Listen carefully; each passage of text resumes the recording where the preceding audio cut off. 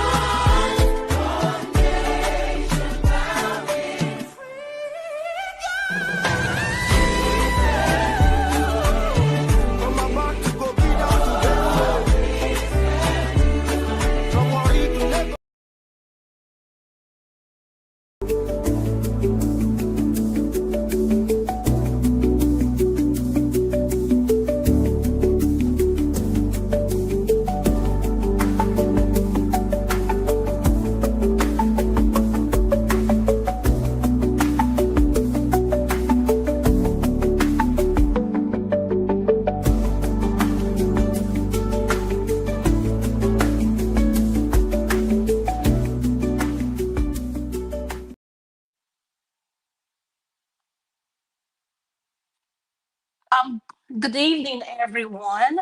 Um, Happy Mother's Day weekend to all the great moms out there. As your host, my name is Dr. Adama. Welcome to the show today.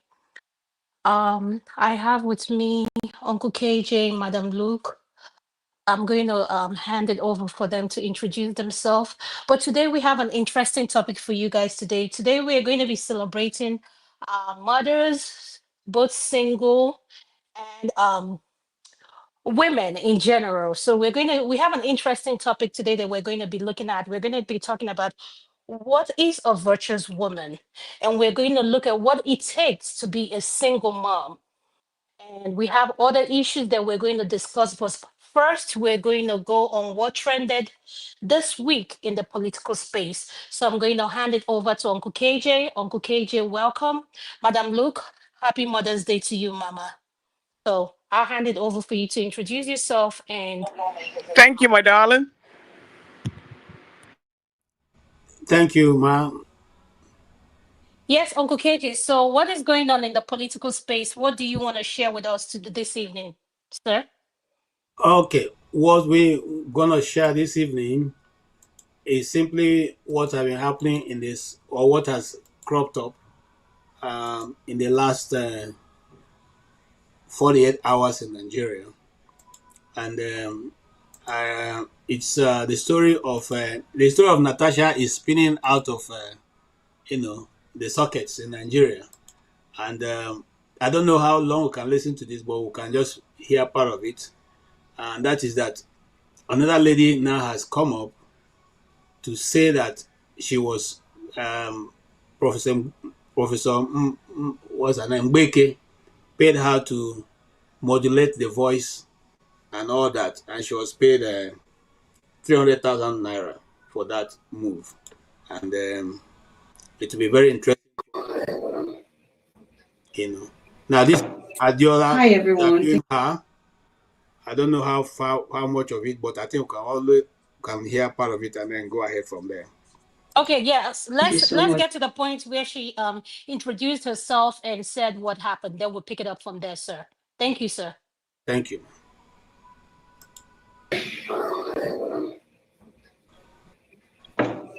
Hi everyone, thank you so much for joining me. I'm really grateful for every single one of you.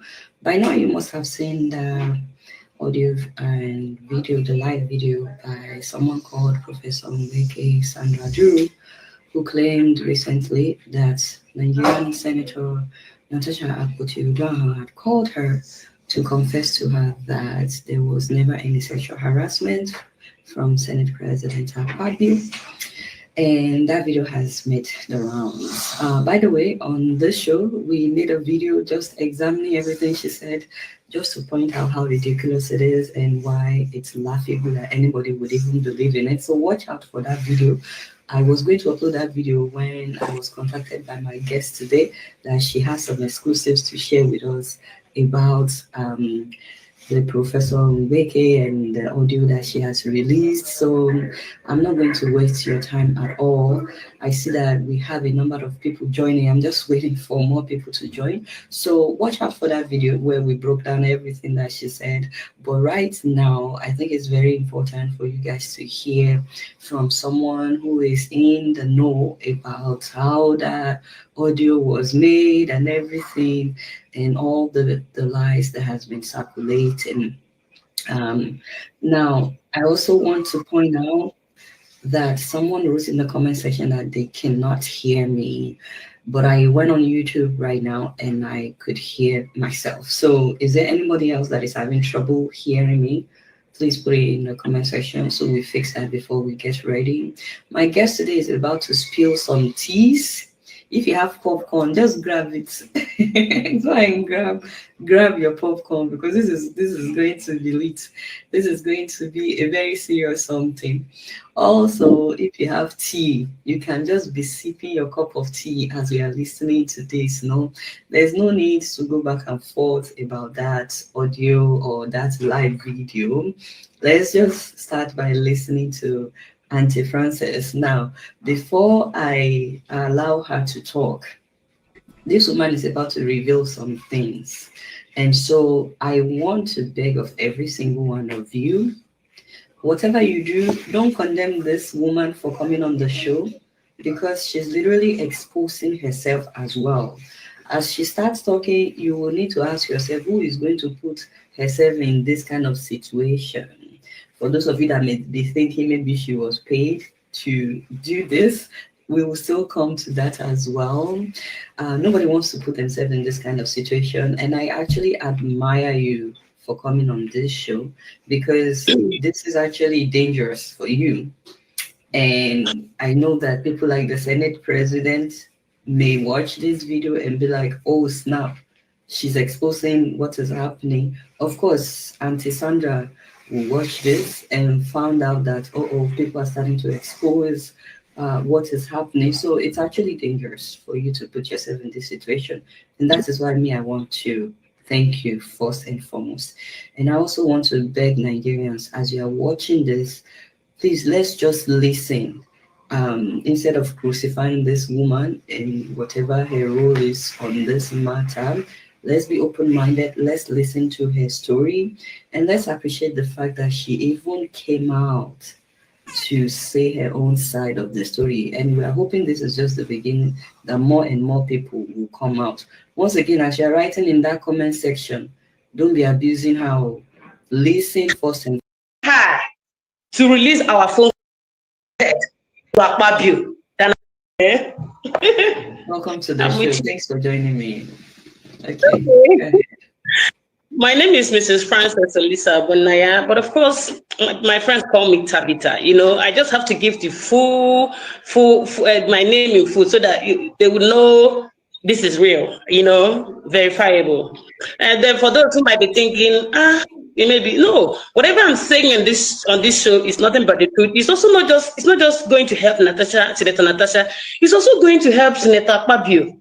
I'm from Arochukwu. Somebody from Arochukwu is more related to somebody from Akwa Ibom, because we're just like my house, 2 houses away from my house is in a local government in Akwa Ibom. So I am even more related to Akpabio than I am to Natasha, who is from Kogi State, or even I am to Sandra. So, you know, whatever I'm doing is just for just the good of everybody, for them to know who Sandra who goes by the moniker Professor Mbeke is, and of course become careful and also do away with that trash she has with her, claiming that she's got some audios. Now let me go straight deep into the stories, and I want to tell Sandra, if she's watching this show and if she's going to watch it, that I dare her to release our phone conversation. She records conversation.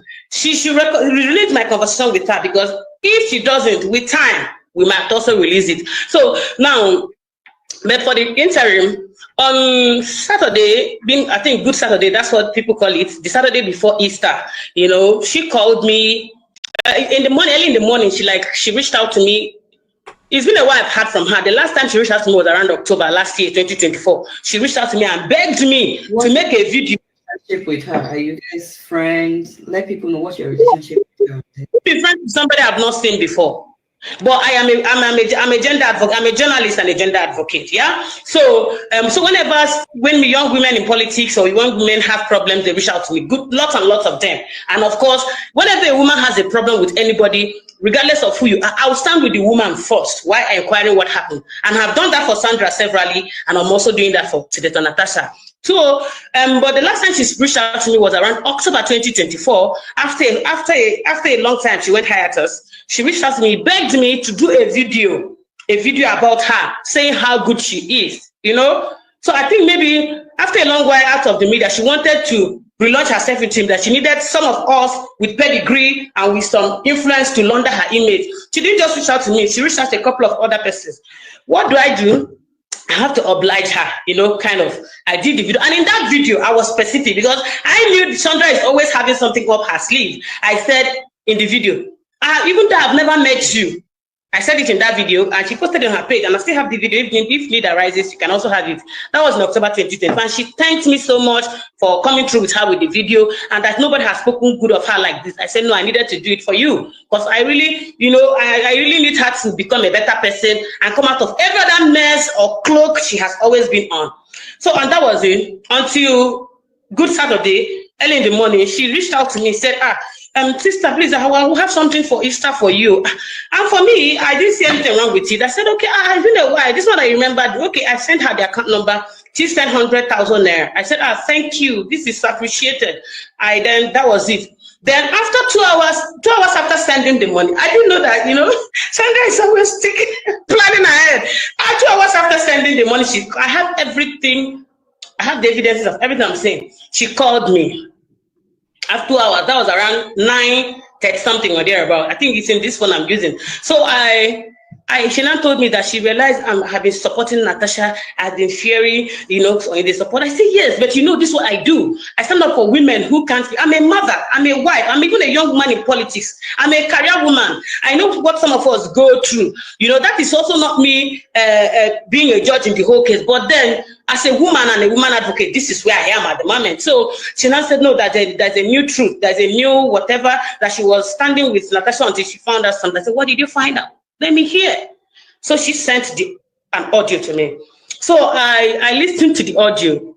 I said, okay, what do you want to make of this audio now? Because I didn't see anything incriminating, because she had told me that Natasha had told her that, had confided in her that there was no sexual abuse. But the audio she sent to me didn't in any way connote such.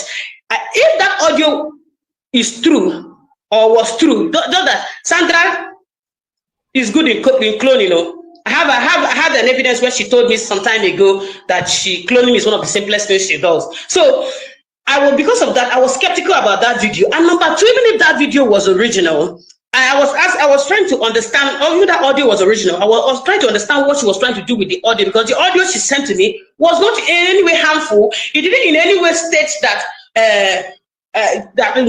says Natasha she was never abused by anybody, or harassed by anybody. So I now asked her, what are you trying to ascertain? She said she wants to show people that Natasha reached out to her. I said, Natasha reaching out to you is not a big deal. I'm a woman politician. I now ran for elections. And when I was running for elections, there are persons who ordinarily will write for me, promote me. I don't give them anything. But when I see somebody writing about me much, sometimes I look out for their number or contact and call them to tell them, thank you for standing by me. If I get to this position, I will never forget you. I've done that.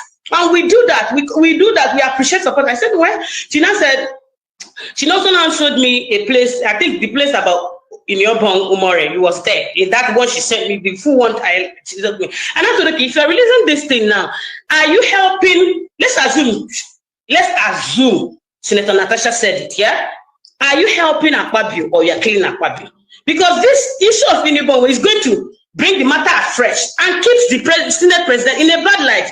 I personally, I might have been taken aback. I might feel towards Senator Akpabio, maybe because of this current imbroglio. But there should be respect for his office as the Senate president. So I said, if you are releasing this thing, are you not intentionally bringing the office of the Senate president to another set of ridicule again? She said no, that she was going to do. I said, okay, now what will you tell them? Because this place does not in any way exonerate, this audio does not in any way exonerate the Senate president. In fact, mentioning Ubong and everything, even indicting more or sort of in the office of public opinion, though, so she said no, that she knows what to do. Yeah, so she now wanted me to go to have all these conversations if she wants. So she now wanted me to go to a television station. So that she's not in Nigeria. That's after she had lied to me that she was flown into the country through a private jet to come and do that. I don't know. It can be true. Okay. It can be lie. You see, Sandra, I have known over the years, lies effortlessly. Lying is one of the things she does without even thinking, So I said, okay, but if I'm going to go to the station, I must be neutral. I will knock Senator Natasha where necessary, and I will knock Senator Akpabio where necessary. She said no, that she wants me to go and bombard Natasha. I said no, I won't do it, especially when it's not true. And I will not. And I said it. This was a good Saturday. She then said, okay, that she wants to maybe like do a PR around it. I said, fine, if you want to do a PR, no problem. I can give you blogs but make sure you say what is true. Because I listened to that audio. She said, okay, she asked me for a number of Deji, I think your juice number. She asked me for Sowore's number. She also thought of VGM. She said she mapped out 30 million naira to share to some opinion molders and some for philanthropy. I'm saying all these things because there are evidences, and I challenge Sandra to release our phone conversations. Maybe she records people's calls. She should release the one I had with her. So I said, oh, really, this must be really, really serious for it to have mapped out 30 million naira to share to opinion molders. Okay, in my mind, I'm like, is 100,000 naira part of my own opinion molders? Because me, I do not know. So that was it on that. I gave her Digi's number. I told her the Sowore's number is one American number, WhatsApp that I had. I don't know if it's good. She now said she's got that one. I said, okay, that's fine. So I think she reached out to Adeyanju. She called me back that evening and said that Adeyanju is so rude that how can I call him? He's telling me he doesn't have time. I think if Adeyanju can be contacted, he can tell you on that Easter Good Saturday that something like this happened. So he called Adeyanju. Adeyanju was like, Adeyanju bluffed her. So she now got angry and called me back. Who does that? I don't think she is. That she also claimed she spoke to Sowore. So I don't know, we can contact Sowore if she has spoken to her, something like this. So I now said it's fine. That was it on that Saturday. When I told her I was going to go to the station only if I'll be allowed to be neutral, not where necessary, So she now said, okay, that she was going to get back to me. I didn't hear from her again. I only had the audio. She also made some bogus claims in the audio while we're talking. She played some voices claiming this is the voice of this number, this is the voice of so person. And I'm just telling her if she's, because those audio will come out. Those audio will come out because she's claiming all these people she's claiming called her. And I'm also saying it in case there's any top politician truly communicating with Sandra, the person should know that Sandra is recording him or her. And Sandra will use it to blackmail the person because she played some voices for me, and she played some voices for me, and she said she was calling the thing number 3. She said number 3. Do you hear that voice? That's the voice of number 3. She played the voices and while we're talking, and then one other voice again. Are you saying that's the voice of the Senate president? No, I can't really confirm that. You understand? But I can confirm that in our conversation. she claimed that the voice she played for me was the voice of number 3. So when this conversation come, I think she should be able to know who me. I don't know numbers. I don't know who is number. I don't know what is number 3. So that's by the way. So you can stop it. You can stop it. I didn't hear from her again. Of course, it was Easter Sunday. Then on Easter Monday, around 6 to 7 in the. Thank you so much, sir. I think every one of us gets where this is going. Madam Uncle KJ, I'm going to start with you. What is your opinion on this video? Because I will start by saying someone that records any conversation you have with them and living in the United States, I don't know about Europe. I hope they know that's illegal. I don't know why Nigerians, like, let me not, I don't know why Africans. What is this thing about recording? Like, I don't get it. Why is it like you can have a normal conversation with people without them having to record you? I just, man, I'm just lost of word. Uncle KJ, what is your opinion, sir? Hand over to you. Okay, thank you so much, Dr. Adama. I talked on before now. I know you heard this one before, but I said it. I said right on the first time I saw Professor Gbeke, and she had been bombarding my my Facebook page with all kinds of computer generated messages of herself and of whatever she was trying to canvas. I saw it the first time. I just said, this is fake. This person is being fake, and I never took her seriously. But eventually, when she jumped into Akpabio's this thing, the first time I heard it, you all can bear with me. I said here that this lady is fake, and all she's saying is all manipulated. But it's coming out now, and you see, the thing is, in Nigeria, people do anything and get away with it. Okay, you're having conversation with somebody, you are recording it, and she said it. Even she said it for herself that that all the people who call her know that once you call her, it's automatically recording. But what reason? What's the reason you are recording the people's conversation? Not because you have an ulterior motive. You don't record people's conversation if you don't have anything. You don't have anything you want to do with it. So now, this lady who is also have the recording or was part of whatever he was planning is now saying that you release everything you and I discussed because you have it, and if you don't release it, I will release it because just like you told me you are recording, me too, I was recording. So you could see that the thing has gone beyond whatever anybody was thinking. I have come back to the same thing we talked about here, which is that people with just take this and run with it and think that is it. All the community of people who are condemning Natasha from Akwa Ibom, I hope they can also see what this lady is saying, and if they can believe what Professor Gbeke was saying, I don't see the reason why they shouldn't also believe the same thing the lady is saying now, because they are all of them said is from a phone conversation. The other one was not direct, but now this one is saying directly. This is the conversation I had with you, and the money sent to me. I have the trail, and it's 100,000, and you said this for this and for that. So eventually, at the end of the day, we have never said on this platform that Natasha is totally right. We didn't say Akpabio is wrong. We say if you have an evidence, go and show it. Go to court and answer. And those of you who have been following Dr. Damages also, we know that the very first time this thing came, I said to Akpabio, I said those who know him should advise him. If I was him, I would simply keep quiet and not even respond at all to these things. Because you see, the truth is that when you are on top, even some of the allegations that will come to you, you may not know them.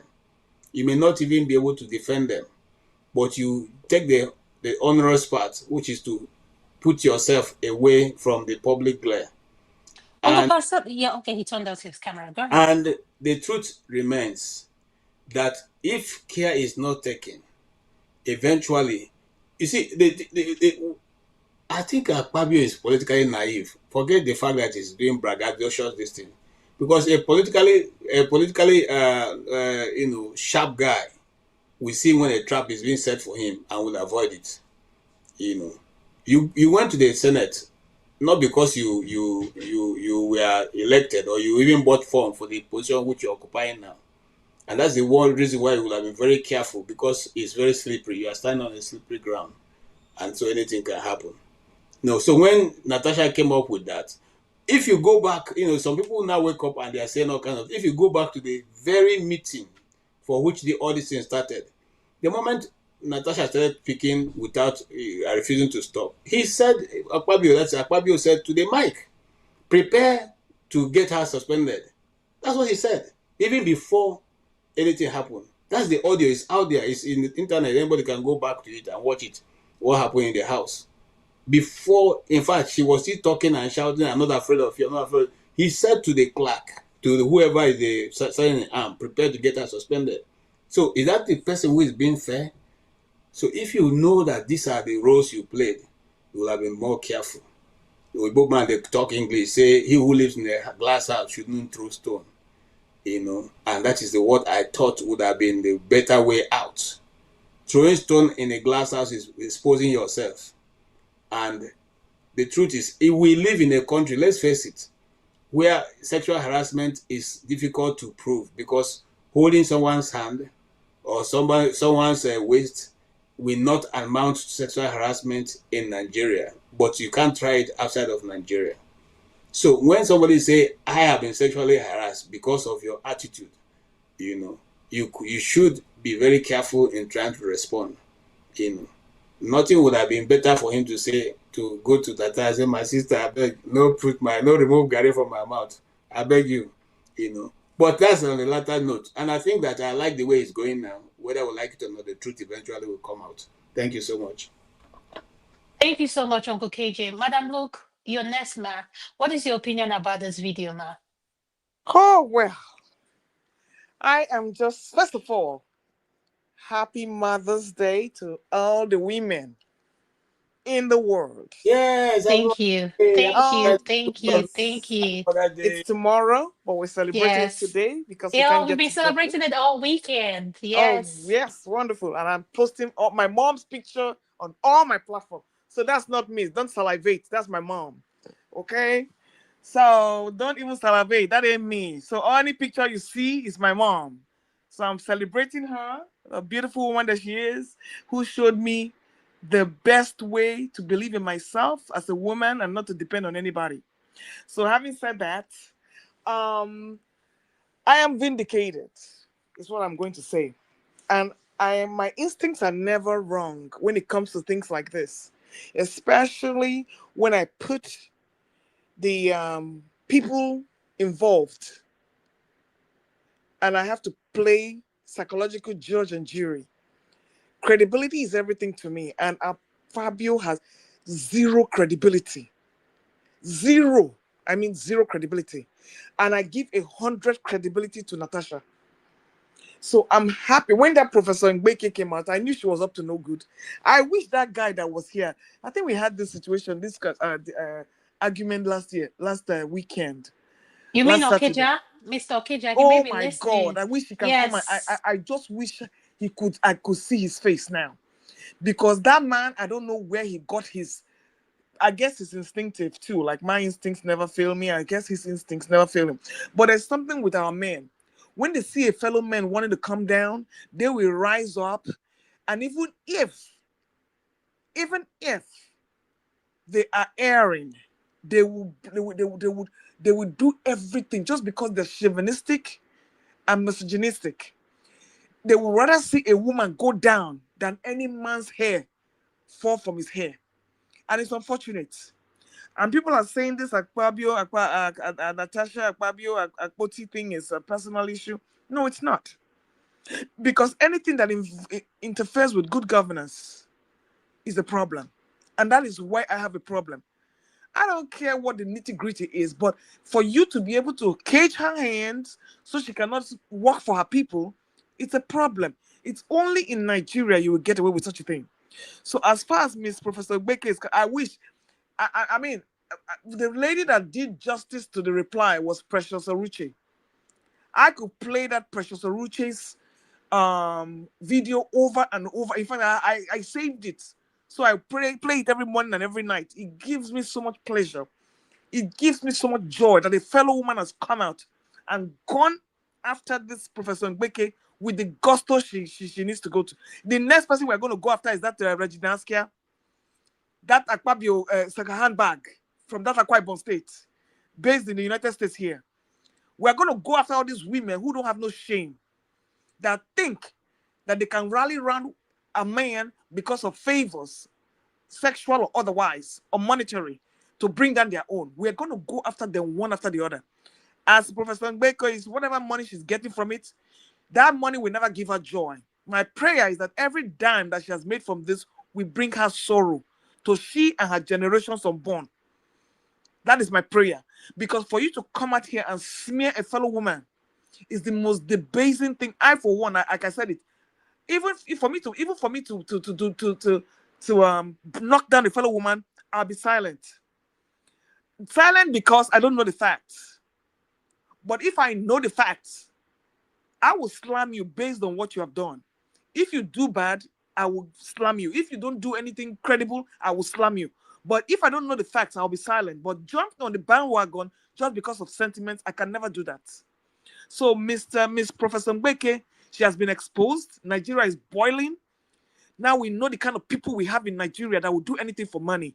So she will get her own where she comes from. So, like I said, going back to the video, I am vindicated and I love what I'm seeing. The truth will always prevail. Thank you. Happy Mama's Day to y'all. Thank you so much, Mama. Happy Mother's Day to you too as well. Mr. Janaba, welcome to the show, sir. What is your opinion on this video, sir? Uncle Janaba, are you there? Hear me? Yes. Oh, I can hear you. Welcome to Uh-oh. the show. Welcome to the show, sir. Thank you, and happy Mother's Day to all the mothers in advance. Thank you, sir. Yeah. Oh, anything about Pablo, I don't. Pablo, I've said it, I have no respect for him, not because of Natasha issue, even before Natasha issue. Pablo is a lousy guy.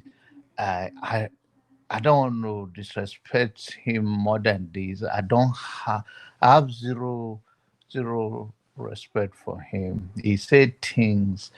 He opened his mouth anyhow. It's only a place in Nigeria, like someone like so-called Fabio will be a Senate president, and because it's a government of Agboros. So I don't know why and, on that regard. So, and I mean, he himself said that what you cannot do with little money, more money can get it done. What it means is that when he offer you little money and you refuse, he increases it to make sure he takes. And in a country where men and women lack integrity, like Nigeria, uh, people like Beke no be Bush girl. Is that her name? Is that his nickname? What's the meaning of Beke? Uncle KJ type. KJ, what is the name meaning of wait? Uncle Passat is here. Uncle Passat, what is the meaning of Mbeke, Ngbeke is the sir? name of a market day. Oh, Literally, it means bushwoman. yeah, exactly. That's what I understand by Mbeke. Yeah, So the that's Mbeke it. person, the lady, I don't, but all I know, Nigerian senators, all of them, I mean, Tasha is different, it may not be different, but all of them, let's put that aside, whatever, but the fact that this story of Mbeke, somebody, the name as implies, so why should I listen to Mbeke that doesn't know nothing because they put professor? So why should I listen to her? Don't listen to her. I think last time you guys play it or whatever that she's saying, but the fact remains that I have zero respect for Okpabio. Okpabio, he believed that money can bribing is a way out for everything. Give more money, push money on somebody. And I don't know. I think it's do. They say where they come from. A lot of them they are gifted in those area of whatever. the receiving slap for. So I hope we get another slap before he leaves again for the next prayer. I think one bold person could have. I wish that's what I said. That man, the husband is very weak. If I wish it was me, the slap he will receive, he may not even go to for his birthday party the next. So I don't know why they no slap and well. So that the wisdom behind all, let the birthdays lies and let's talk about it later.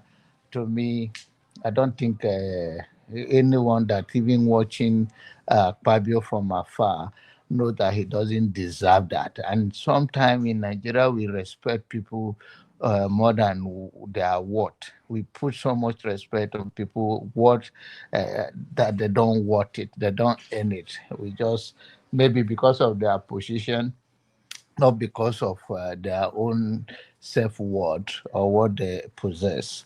So I don't good whatever they call Babio, uh, and he's not a good politician, by the way. He shouldn't have put himself. But I think those lock of brain, those analog brain, they don't know that they're still living in the past. While the world is moving faster through medias and all this new generation thing, they are still working like chicken without head. I think that's the problem. Even the Madagbeke that is recording people, so you think you record someone, you are too smart, you are recording someone, somebody else is not recording, and you think, I don't know why the guy should also return his statutory change, 100,000. It's out of 30 million that they gave her to be sharing. So why only 100,000? And he keep calling her up and down. He could have closed he could have auto stopped for 100,000. I don't understand. Thank you so much, Uncle Janava, for your inputs. Well, thank Man of Prestige, welcome to the show, sir. Could you please unmute? What is your opinion on this video, sir? Welcome. Yeah, greeting everybody and greet pre-Mother's Day, everybody here. Thank you. Yeah, greeting everybody. Yeah, to begin with, Mbwekwe, I mean, that lady is from Imo State, and the meaning of Mbwekwe means a wealthy or a prosperous woman. That's what that actually means. But in that regard, which is not. This story has a lot of interception and, twist to it. Because earlier, I didn't listen to the whole thing. I listened to what's the name of that lady? Adewale, Ademola, whatever her name is. I listened when she was narrating when the story was live. It was played today. I think it almost lasted about 2 hours, but I listened for about 30 minutes. Believe me, the story is very explosive. Okay, I mean, the one you just played was that just a little bit of what the lady narrated. She even has a transcript and everything, and she was actually paid 300 naira. The money was there because the transcript that was paid, it wasn't that the lady. 300,000 though, not 300 naira. No, at 300,000 naira. That's naira, not dollar. No, I'm not talking about the. I'm not talking about dollar. I'm talking about what Sandra paid her. This Obonna. I think her name is from Obonna. I know, I was just correcting your typo. You said 300 naira. Oh, 300,000 naira. I'm sorry. Yeah, that's what I mean. 300,000 naira. I think she's from Abia. Is that Aaron Duzogo or whatever? Close, it's from Abia. Yeah, she's from Abia, according to what she said. But it was a long story. Like I said, I didn't listen to the whole thing, but she provided evidence, of the money, that was paid to her and the information, their transcript and everything. Then I think she was asked to provide some other things, but she was talking from her own phone. So she couldn't give her other information that she wanted. I think she ended up giving her some of the information. So like I said, I didn't listen to the whole thing. It was just a bit less than 30 minutes that I listed. It seemed like more explosive. I don't know actually what's going on there. And one thing that was confirmed, I think there's a story. I don't know if Natasha has actually spoken that she never met the woman or she never spoke with her. I'm talking about with Sandra. So I don't really know if that has been confirmed. But actually, in this narration, Natasha actually talked to Sandra. That's what the lady confirmed that, but not about there was no sexual harassment according to what correspond between Sandra and this Obona lady. They said nothing like that ever came up. So that was a fabrication from Sandra, point of view. So it's a very big story. Like I said, I can't speak much about this. I have to go back and watch the whole thing. I think the whole video lasted more than I think close to 2 hours. So that's why I couldn't, because I have to leave. So, like I said, it's very explosive. Okay, what's going on there? We don't know how things gonna turn out, but in my own opinion, I think I will lay towards the lady Natasha. I will believe Natasha, but until actually the whole thing go to the court or whatever, and prove her evidence, then we can talk about it. But it's a lot of twist in this story. Okay, that's all I have to say. Okay, thank you so much, sir. Uncle Passat, welcome to the show. What is your opinion, sir, on the video that was played? Yeah, thank you very much, Good Madam evening, Adam. sir. Yeah. Happy Mother's Day to Madam Luke, yourself, and all the ladies who are listening to this show. Thank you, sir. Should you guys have any special requests, just bring it to my attention, right? To the private Thank chat. you. All right. Thank you, sir. Thank you. Let me also greet my brother, man of prestige, and John Abba, and my other brother, KJ, over there. And those who are in the comment section. Now, the video you played for me is of no special importance or significance to me because I'm not playing that game with them. What's given impetus to people like this is that we have time to listen and gossip and talk about nonsense that has nothing to do with anything. We have a distinguished senator from Kogi State. He's doing a lot of work. And minorities of Nigeria, in a couple of, maybe a year ago or 2 years ago, I come and I'm happy that minorities are giving us problems in our country. And they emerge as Senate Senate leader, Senate president. And the other one emerged as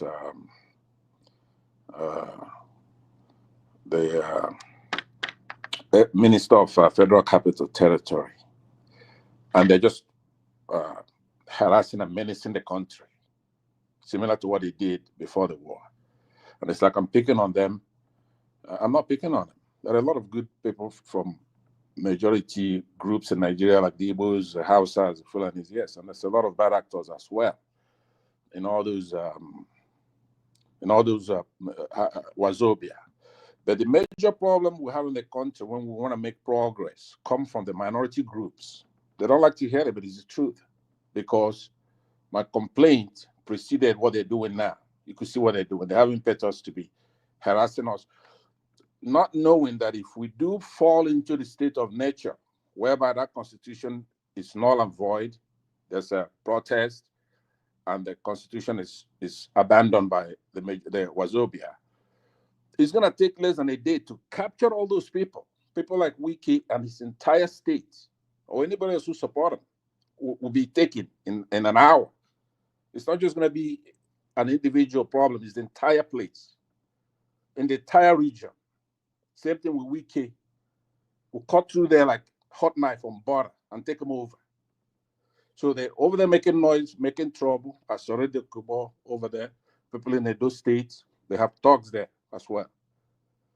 And they think that because you get a seat, you have maybe an Igbo president or a Hausa president or Yoruba president in this case, give you a post.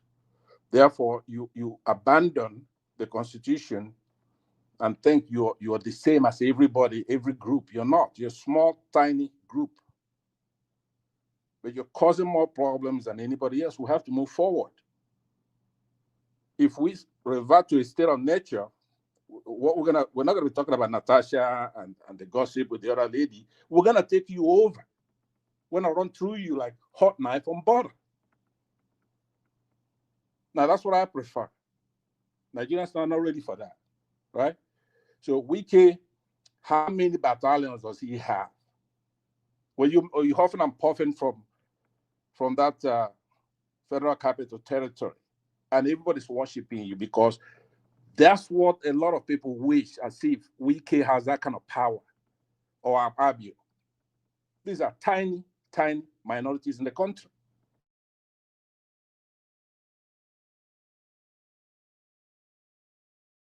I don't know if it's me or I can't hear him. Uncle Pansat, we can hear you, sir. Am I the only one that can't hear him? I can hear him. Oh, okay. Set up shop I here. can. Talking. Okay. I don't want you to set up shop talking about what this Mbeke is talking about. We have a distinguished senator who has made some accusations against the Senate president, Akpabio, who doesn't know how small he is, because we haven't settled the country to where constitution is working. So in his natural state, he represents his minority group, right? And he's playing with our intelligence, people from our own region, who can cut him down any day, take him over. I want you to know that's what's important here. Are we operating a constitution, or are we in a state of nature? He has to make that choice, because one of these days the North might have enough, and then we're going to have to bargain with them, make a deal. We said, okay, take the Yorubas, we're going to take the rest, right? We'll cut a deal like that. That's the kind of deal I'll cut. I've had it. That woman who's a senator from Kogi State, is a distinguished senator who's been illegally removed from there. So going and constructing AI stuff or putting stuff and say she made a call and that's nonsense. Who's listening to that nonsense? If you want to be on the same footing with her, get on the Senate, join the Senate, so you'll be colleagues arguing. She's not in your class. The stuff you're saying is, impossible. She will not do anything like that. She's above your pay grade. Get on the Senate floor if you want to be a colleague of hers. But it's neither here nor there anyway. Even she's from the minority group. All these minorities are making trouble, from the north to the south, from the east to the west. If you look at our country right now, look at who's making all the trouble we have there. It's not the Wazobia. Look at what happened during the war. We went to Abuja, made a deal. We'll come back. These minority groups say they don't want to abide by the deal.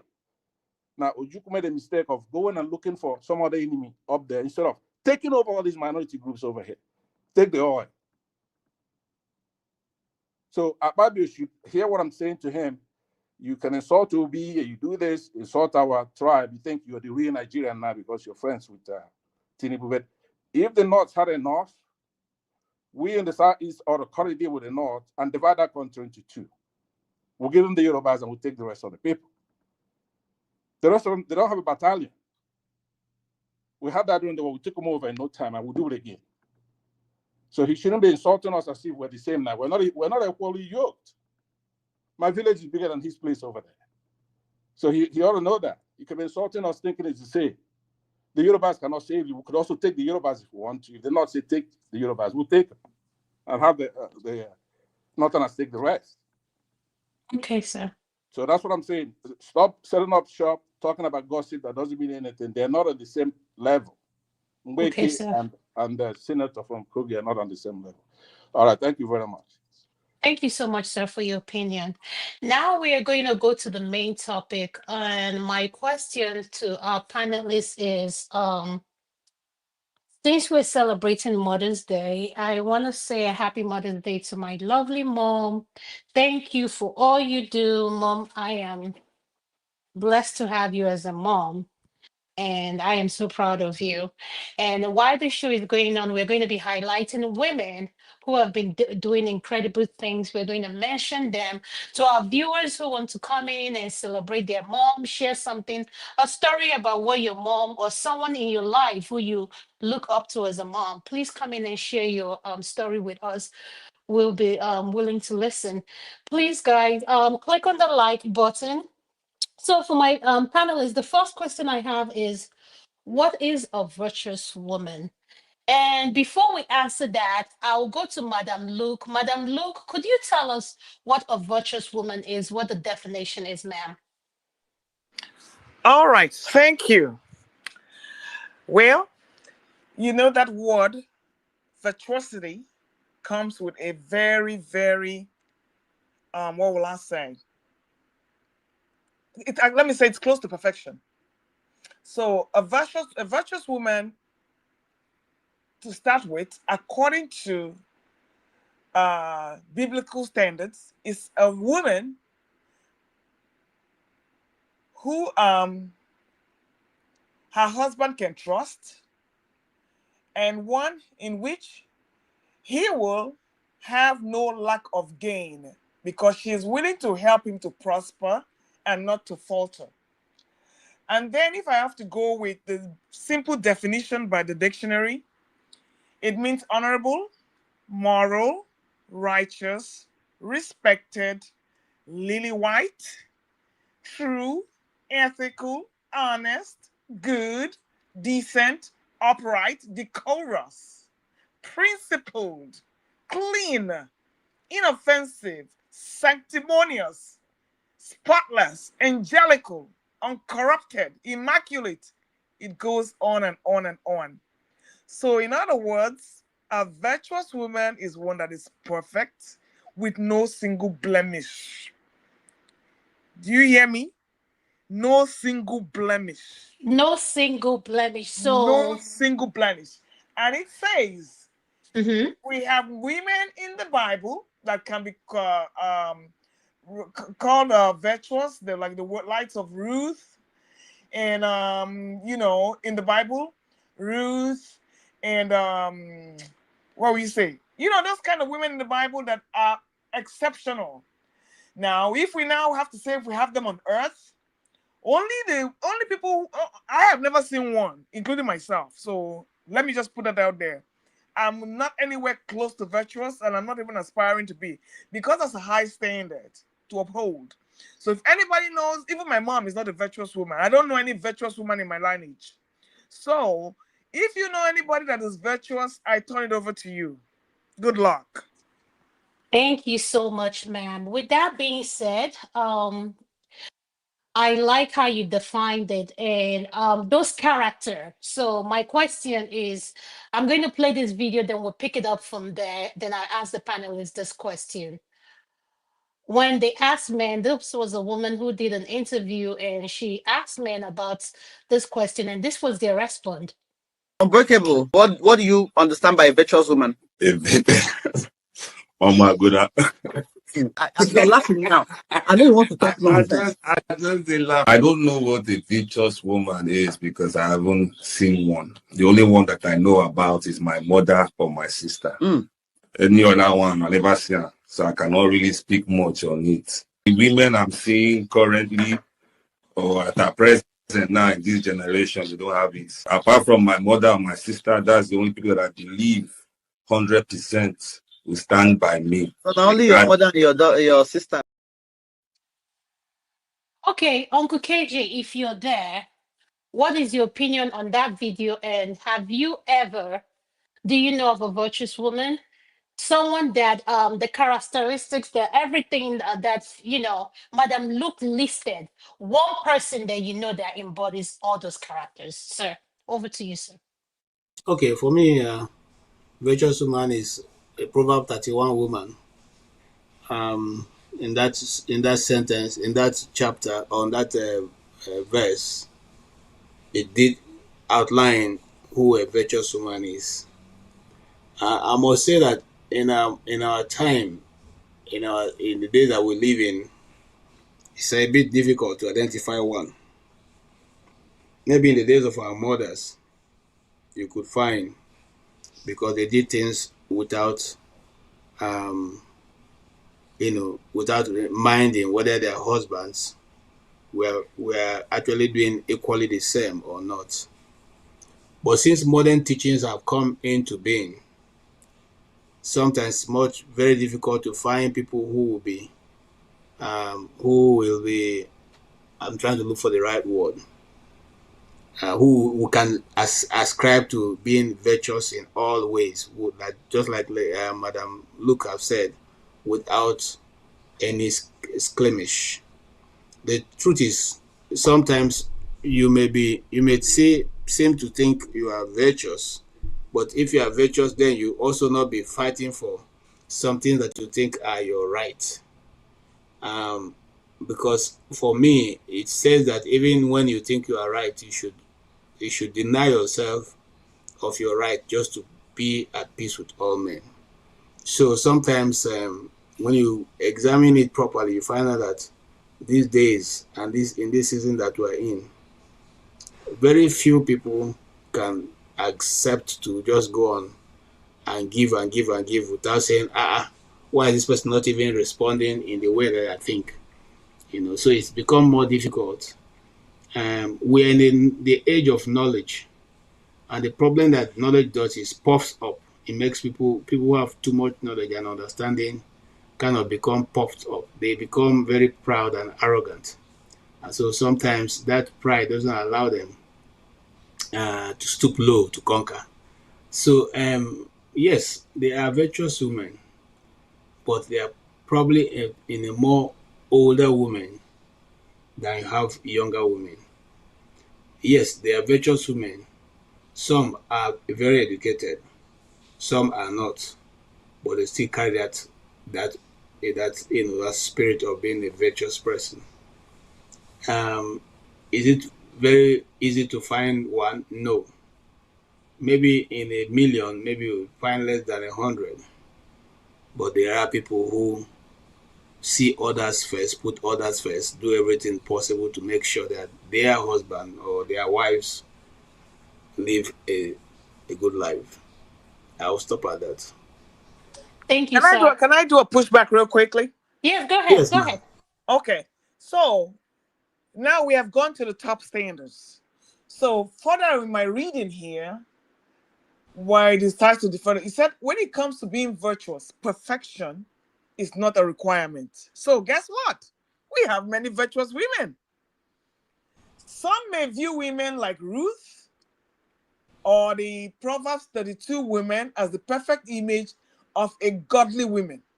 So now that is when you equate virtuousness to godliness. But in reality, mistakes will happen and lessons will be learned. It goes further to say a virtuous woman knows that she will lose her temper, like me. Mhm. Spilled milk will be on the floor, and it will be hard to stay virtuous in a world that strives on immorality. However, she knows God loves her and forgives her when she doesn't always get it right. So, guess what? We are all virtuous women. I leave it at that. I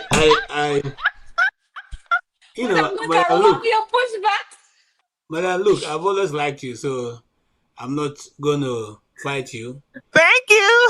Uh, yeah, but here is when I try to say that, I'm not saying because the virtuous woman won't make mistake, but there are certain things that the virtuous woman may not necessarily go ahead to fight for. For instance, um, Proverb 31 woman says that while her husband is languishing, that is lounging at the gate, playing ludo or draft with the men of the city, she's going about doing her things, making sure the home runs, making sure there's water, making sure there's food.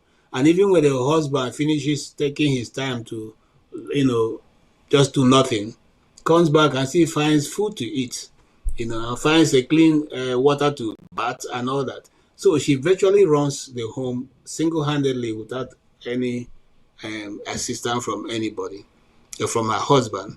So, in other words, I would not want, excuse me, I now want to take the modern, description of that, but I rather what I want to see from the Word of God. That's the Word of the Bible, as described there.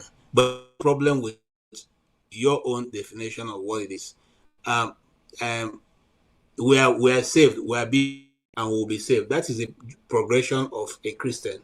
You first get saved, then you continue to walk because you have lived in this world for many years. You have experienced the carnal world, the carnality that is in the world.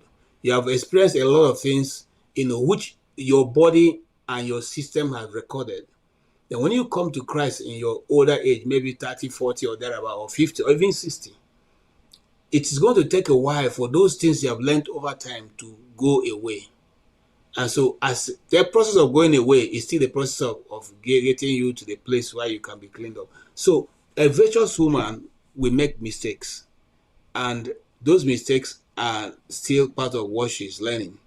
But as long as she knows that her desire is clean, it's not because she's trying to be funny, but she's trying to be, learn and understand, then it can be accepted. And I have no desire, I have no problem to say that not only Christian women that can be virtuous. Anybody who fears God or who has a principle that you're operating with and you keep on to that, you equally can be called a virtuous person, because you have your principles that you're keeping and you're not going to negate that for anybody. That's what the word called drawing a line. You draw a line, what is acceptable to you and what is not. Thank you so much, Madam Luke. Thank you. All right, Madam. Look, I'm going to come to you last. I want to hear from Uncle Jonaba and Man of Prestige. Then I'll come to you. Uncle Jonaba, what is your opinion about the question I asked? Who is a virtuous woman you know, and do they exist? Partially, I can say my mom, but virtuous woman, like the way Madam Luke defined it from the Bible and the dictionary, doesn't exist. But the fact that Could my you mom, please say it louder again? We can't hear that part. You say it doesn't work. I say the definitions and all the good stuff, the way whether the Bible term or the dictionary term that Madam Luke read out does not exist. And if partially, I can say my mom, the father, that he married for my father.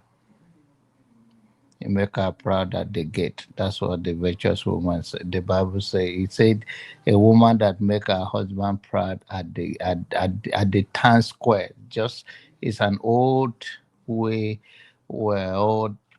Sometimes you still find it in the remote area in the village and all that. That there's a place people assemble. So. What my mom did for my father by marrying for him from her own side of her own side is to make him proud, because there are many reasons in those days for it. It is also economical issue, because the more children you have, the more land you occupy, the more food you have, the more it's economical. So to me, that's the definition I can give to my mom. But that in the other term, it doesn't exist. We are just managing ourselves. Thank you. Please, question for Uncle John Abba. Go ahead, Madam Luke. Uncle John, Yes, please. ma'am. You said they don't exist.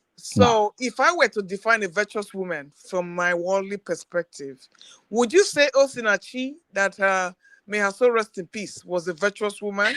I no, know you were not going at to call all. that name. I know you were going to It's not call at that all. name. A woman that let herself be killed by man, was into abuse, was using religious head. How can she be a virtuous woman? Virtuous woman, is it trying to now she pay with her life for a reckless man that may be mentally ill. What that good? I think a virtuous woman should be a woman of a good judgment, a very intelligent woman. So a person that died for her own, as you say, is a virtuous woman. I mean, I like Okay, her. what about a virtuous sheep? Yeah, she's a virtuous sheep. Okay, thank you, Madam Luke. Man of Prestige, are you there, sir? Man of Prestige, are you there, sir?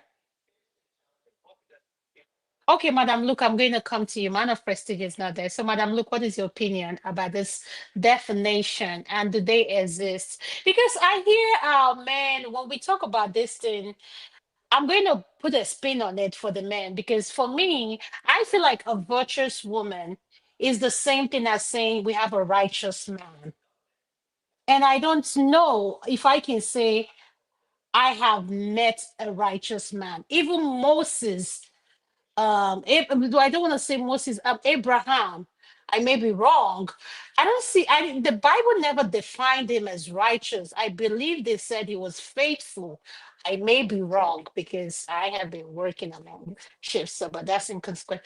I may be wrong, but when I look at those two words, it kind of make me start asking, do they really exist? Someone that embodies all those character, calm, like, do they really exist? And I like that Uncle Jonaba say, no, they don't exist. But I heard men say, some men would say, or some people would say, oh, my mom, oh, my grandma. Then I throw the question at them, oh, if you say your grandma, your mom, if we go ask your dad, will your dad say the same thing about your mom, that your mom is a virtuous woman? Then the subjects change. So, Madam, look, I'm going to come to you, ma. What is your opinion? Well, thank you. Now, you remember then one of the synonyms I mentioned about virtuosity was righteousness. So, virtuousness and righteousness are the same thing. So, I was kind of like tickled when Dr. Uncle KJ he mentioned something like if the man is loafing around and playing Ludo at the gate, and then he comes back and he meets food, and the woman is, you see this monkey they walk, babu they chop attitude. Eh? So that is a virtuous woman that just holds her own, doesn't complain, allows the man to do his thing.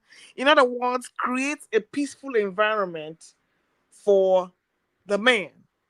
So that way she's that Proverbs 31 kind of woman. And I tend to go with the other one. And Uncle John Abbas says it doesn't exist. That's the one that says that a virtuous woman knows that she will lose her temper, spill milk on the floor. It will be hard to stay virtuous in a world that thrives on immorality. However, she knows God loves her and forgives her when she doesn't always get it right. That is me. And that is the kind of God I worship, that knows I'm not perfect.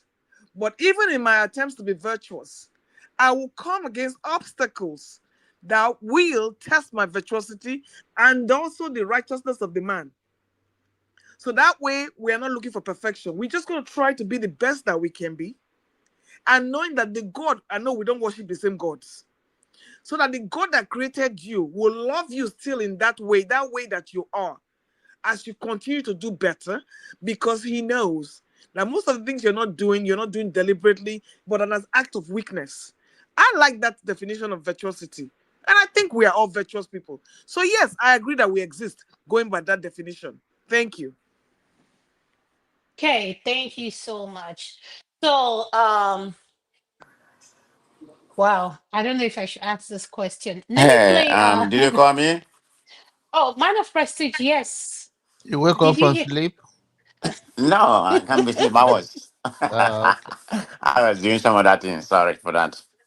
No, no, no, Man of Prestige, go ahead. What do you have to say in regards to who do you know as a virtuous woman or in your life that you want to share with us? And do a virtuous woman exist? Hmm. That's a very difficult question to ask. Does a virtuous woman exist?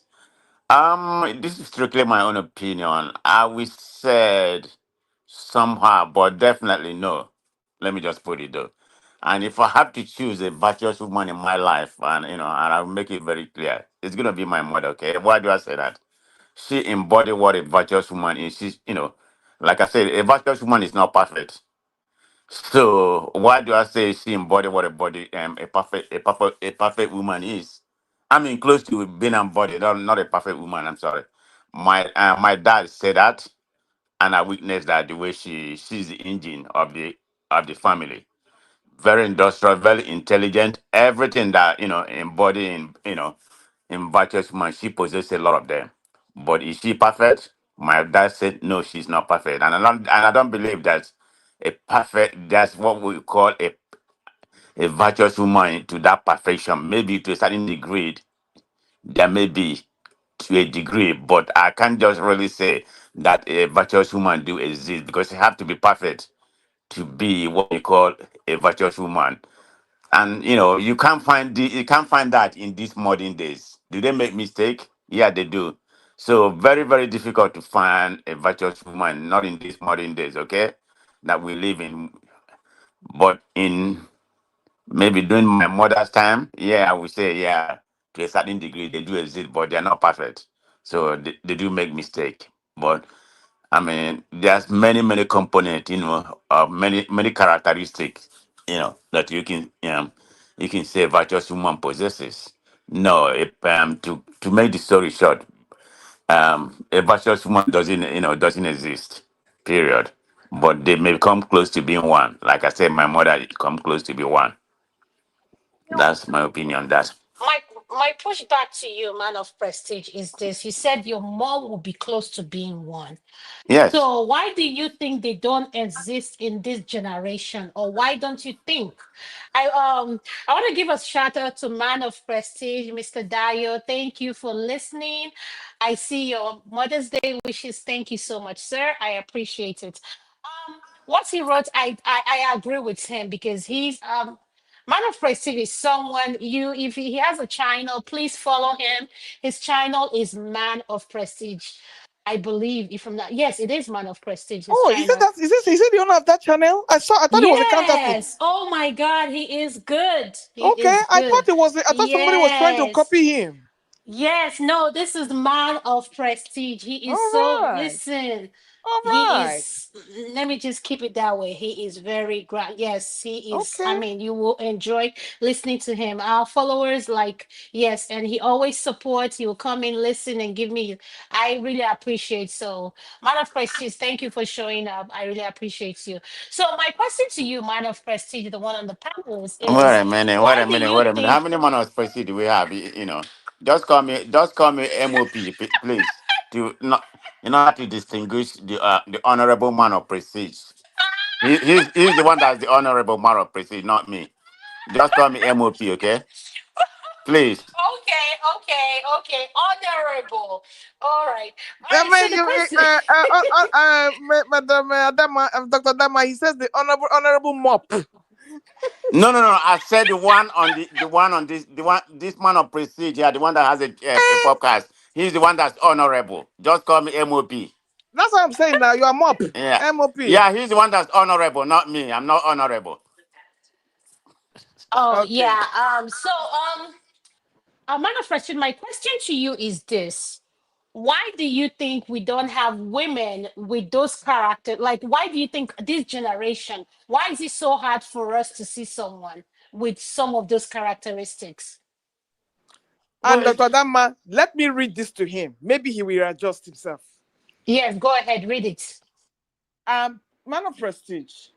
It says, when it comes to being virtuous, and this is the and I was kind of chuckled that you didn't mention your wife, so I will let that slide. When it comes to being virtuous, perfection is not a requirement. So when you're looking for perfection, then you're going towards biblical age when they felt that things were perfect, but we didn't live in those days. But what it's saying now that is when it comes to being virtuous, perfection is not a requirement. Some may view women like Ruth or the Proverbs 31 woman as the perfect image of a godly woman. Now, we have to distinguish between godly women and worldly women. But now, this is the reality, and this is the world we live in. They said mistakes will be made, lessons will be learned. A virtuous woman knows she will lose her temper, spill milk on the floor. It will be hard to stay virtuous in a world that thrives on immorality. However, she knows God loves her and forgives her when she doesn't always get it right. Is that not what we do for our children? So the fact that you try to be virtuous alone makes you virtuous, but you are not going to be perfect. So that is the modern day definition. If people want to go by the biblical definition, then that is perfection. But we living in the worldly setting, we are not perfect. So we can be virtuous as we try to be, but we are not perfect. That's what I was trying to tell you. Okay, okay, okay. That definitely okay. Is that a modern day definition you just Correct. read? Oh, Correct. okay. I didn't even know what the definition mean, but I know what virtue mean. But anyway, so the question Adama asked me, why I think, because I mean the generation we have involved, and look at what we have like if we have feminists right now, which my wife is one of them. Okay, so that's why I kind So, of okay, man of prestige, since you bring another thing to it, a feminist, could you define what a feminist is? it's somebody who promote women, who promote women, to be equal with men in And just an Madam Luke, do equality. you agree with that definition? Absolutely not. You don't? Absolutely not. Okay. Madam Okay, Luke, Madam okay, Lou, what go is okay, ahead. hold on, hold on, hold on. What is the definition of a feminist? The feminism definition encompasses the political, ideological, and socially driven movements proposed to designate and establish equality between the sexes on the basis of human life. Okay, who are the two human lives? You're not men and Now women. listen, So that's why listen. As a social movement, the main characteristics of feminism includes equal pay in the workplace, reproductive rights, women's suffrage, the right to an education, fighting for gender stereotypes and performative behaviors, protection against sexual harassment and assault. So, the right to own property, it goes on and on and on. So, okay, I don't know. okay, in a nutshell, it's an equality. I mean, that's what you're battling for. You know. Why shouldn't we get equal pay from you? I'm not saying you shouldn't. It doesn't have to be just financial, I'm just saying, I'm just summarize No, it, no, because but your you premise said is my that premises was wrong. That's what yeah, you no, yeah, said. because you were trying to say it was all about equality. No, it's not. Okay. I mean, I'm not, you have the definition there. I don't have the definition. I'm not reading from anywhere. So go No, ahead. but because that's why we're here. We see that is why I say we cannot just go from the head. Before I mention anything, I want to make sure that I have the basis there looking at me, Yeah, so yeah, that yeah. I'm way. not disputing what you said. Like I said, I'm not Okay. getting, it's just something off my head, the way I look at it, I mean, authentically, So that's why I said So that. so if you're But ve- if you're a feminist, you're not a virtuous woman. Is that what you're trying to say? look, don't You know try to I'm going. put You know me. I'm Don't gonna. try to put me. Don't don't You know try I'm to gonna put me get. in You know trouble, okay? Madam I'm gonna Lou, get you in. I'm gonna get you in a corner. You know that, right? don't try to put me in trouble, okay? Please, But Adama. Mr. MOP, they asked you a question, a simple question, and the first thing you said was feminism. So you know we're going to tackle you on that. Mr. Diamond said, "So why do you find that nowadays you don't find those virtuous things in Oh, women?" And the well, first yeah, thing I that jumped just on your mind wait was a minute, feminism. Madam Lou. I just gave one example. I mean, I was coming. I just that Okay, was go the first thing ahead that now. came Go out of ahead. Go ahead. that was the first thing that came out of my mouth because I'm living with that. Okay. All right, thank you so much. Let's go to the next Can I video. ask Then, Madam Luke a question, please? yes, go ahead, sir. You can. Okay. So all the she mentioned when more say talk about the feminist. So are there cultures that woman now marrying a man just to for the equality sake? Say that again. What does that mean? I said there's a culture now that a woman marry man. No, naturally, like people get married, a man go and ask a woman, a family for marriage, and then mostly, sometimes depends on the locations and all of that. But normally, to especially in Nigeria, uh, it's a man that take that step to go to the family of the lady to say ask them hand in marriage. I say, is there any culture now that the woman to do opposite, do the same thing, like go and marry a man? Let me put it this way to you. It is always cultural for the even in the Western world, it's the man that proposes to the woman. And even in traditional setting, it's the man that goes to ask for the woman's hand in marriage, right? But behind the scenes, we know who is sponsoring the wedding. Do you understand what I'm saying? Yeah, but why can't the woman fight for that equality? Say I'm the No, one no, no, no. We sponsoring. cannot fight for that equality because that's not what we want. Oh, so No, you just no. want What the you might, but then look, what you mean by behind the scene? There's some we know what goes on behind the scene. I'm going to give you an example. I'm going to Okay, give you an example. You know who Vicky James is, right? who?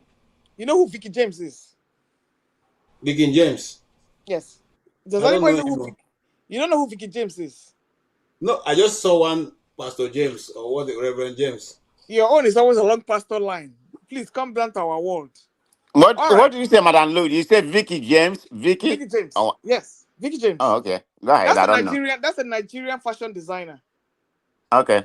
Okay. When she got married, we know who paid for that wedding. No, who paid? Of course she did. She paid $450,000 for that wedding. Okay, so why the question that Naba is asking? So why wouldn't a woman also ask for equality? No. See, it's even more power to the women. If I marry you, not me get more power. See? yeah. I said let's. I said No, why no, no. not? I say I love you. I feel buy you. That's not. But it's not part of the feminism. It's not power. Why shouldn't it be part? Let it be part now. How Exactly. about the You are personality? because let me tell you, you are the one I want. I didn't see a man that was going to buy me. So you are the one I want. So it's my power to empower you to step up to my plate. So it's not part of the feminism movement. Feminism means you go for what you want, regardless of what it is. So the fact that you don't, how many men are there that are you going to see on your equal level that you think? So because of that, you should not get married. So what exactly are you saying? You should fight for what? What are we supposed to fight for? For men we should not drag them to be more empowered to work harder, or what exactly are you saying? Just like equality, women whatever a man can do, woman can do better. That's what I'm telling you now. Now we marry you. So Now let me buy the cow now. So what you want? so why can't it? Why does it have to be behind the scene? Why can't it be real life that this woman don't go marry this man? No. It's not behind the scene because it's obvious. Because see, it's not like now if I want to marry somebody, everybody knows your net worth. Everybody knows my net worth. It is very obvious who married who. So, It's but very obvious. why hiding behind the scene? It's I know not that hiding. We're not hiding behind. We're not hiding. during Clinton era and all We're those not things. hiding behind the scene. Don't get me wrong. We're not hiding Okay. behind the scene. It is very obvious. What I'm trying to say, you are the one that it is the culture. You have to come to my father's house. You have to do the right. You have to pay the wine. I will give you money, then you go. So it's No, nothing why special can't about you that. go to the man house and tell the man go to instead of the man coming to That's your not the kind. That parent is not the house kind of. and That's not the giving the kind of. money? That's not the kind of Why equality. can't you just Excuse me. go there and tell the family or the That is a cost. That's cosmetic equality. We're not looking for that. That's not what we're looking for. okay. That's not what we're looking for. All right. We still want you to keep your pants on and be the pants in the house. So we don't want to totally emasculate you. That's not the goal. But what we're fighting for is equal rights in terms of equal pay, right to own property. You see, there was a time I was going to travel to change my passport in Nigeria. They needed my husband's signature. Those are the kind of things we're fighting for. Because of that was over 30 years ago or 20 years ago. I could not renew that passport because it was not around. Those are the kind of things we're fighting for. Not if I have to give you money to go and buy cola to go and marry me. Because I know you don't have. Is it a bad thing that I'm trying to help you to grow? I'm not fighting for that kind of equality. The kind of equality that I'm looking for is that the ones that are detrimental to me. The right for me not to exist because there's no a man has to lord over me. That's what we're looking for. Why in this day and age does a woman's pay have to be different from a man's pay? Why? When you're doing the same work. Okay, let me ask Madam Lou something. Okay, as a virtuous human as you claim, I think you claim to be one. Would you Yes. would you would you help your partner to prosper? Of course I did. I put my passport through school. You want to hear stories? It's Teach me. okay. It's up to you. But I'm just saying. I just asked you that I question did to I not see. happy prosper? We don't know happy prosper by paying his school fees. Okay. You stand by. So, You stand by him. I mean, of you don't try to course. control. You don't try to control him, even at all. Control You him for pay. what? Is he a goat? Why should I control him? But you just say you pay his school fees. I He mean, says, as but he doesn't have the you money, still okay, have what to you be. as he doesn't Don't you still have to be? excuse me, as You he still doesn't have have the to be money, a partner excuse in me, that regard, or as housewife, he or doesn't whatever you. have the money, uncle. Do I expect It doesn't matter. You still have to respect her as equal. You know, is respect it him as not? equal? And who told you I disrespected him? I didn't. I didn't say that. I'm So just what? saying. We're I just don't making a understand general I don't statement. understand the kind of question you're asking. I So don't because know you. I didn't say you didn't. It's just a general statement. you think because I did that I will not carry bell and start ringing all over the place. When everybody knows, see, Wow. anybody that knows us know who is wearing the pants. When anybody knows who is doing who in this house. So let me ask you another question. When you was with him, was he the one that was wearing the pants, or both of you, or you? Of Who, course he who was was wearing. wearing the pants? Of course he was wearing the pants. I wasn't struggling with him. Okay. It was a free. It was a free. In fact, he had the freedom to do whatever he wanted to do. Okay. I'm not that kind of person that because I'm helping you. Let me tell you what happened one time. Do you know we filed income tax? I'm going to give you a story. He changed the bank account and transferred all the money. When the return came, he transferred it and entered his own account. I didn't even bat an eyelid. I didn't even flinch. So you see, there are certain things there are some wars that are worth fighting for. And I'm not going to say this because I know I was coming from a more privileged background. And I will have to say that I married lower than my whatever I needed to do. So he was the one that had to step up to my plate. Just like when you women go and carry women from So Nigeria. hold Wait now. You just made a comment right now. No, Let me wait. push you And you back. didn't let me finish. Just like men go to Nigeria to go and bring wife, and then they train them here. It was not different. It was not different. What I believe that what a man can do for a woman can also do it for a man. Because at the end of the day, you are going to the same place. One person cannot be behind and the other person is on the front. That is where problems start. So you have to do everything in your power to raise him to that level so that you people can be on the same place. Is that not what men go to do from Nigeria and bring their wives here to do? So what is the difference? Or you think it's everybody that you can see out here that is ready-made? I don't go for ready-made men. I look for who we can build with. Not necessarily who I can control, but who I can build with. So there's a big difference. And the fact that we are building doesn't mean I will now start rubbishing you. No. Just like if anybody comes to this house, I don't enter the kitchen. Yeah. When we are even doing all those things, he's the one that is in the kitchen doing everything.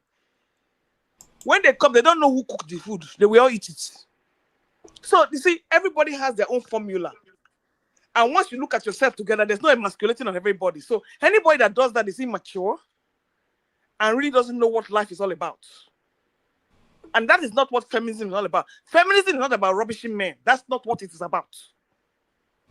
You are the one that wears the pants because by the virtue of God, God designed you to wear pants because you have something to cover. We wear skirts. Well, figuratively, you know. Yes, figuratively. So why would I be struggling with pants? So excuse me, what woman in her right mind we want to struggle with a pant with a man? No. What woman in her right mind will want to do that? If your success not my success, is my success not your success? So what is the competition about? Madam, look, please, where do you want me to send your Hennessy? I will let Please, I need to send you Hennessy. I will let you know. Thank you, my dear. I will let you know. So that's what I'm telling you. When you are working as a partner, you lift each other up because let me tell you, I've been married for like what? Over 30 years. When one person can be down today, the other person is up tomorrow. It is never a level playing field.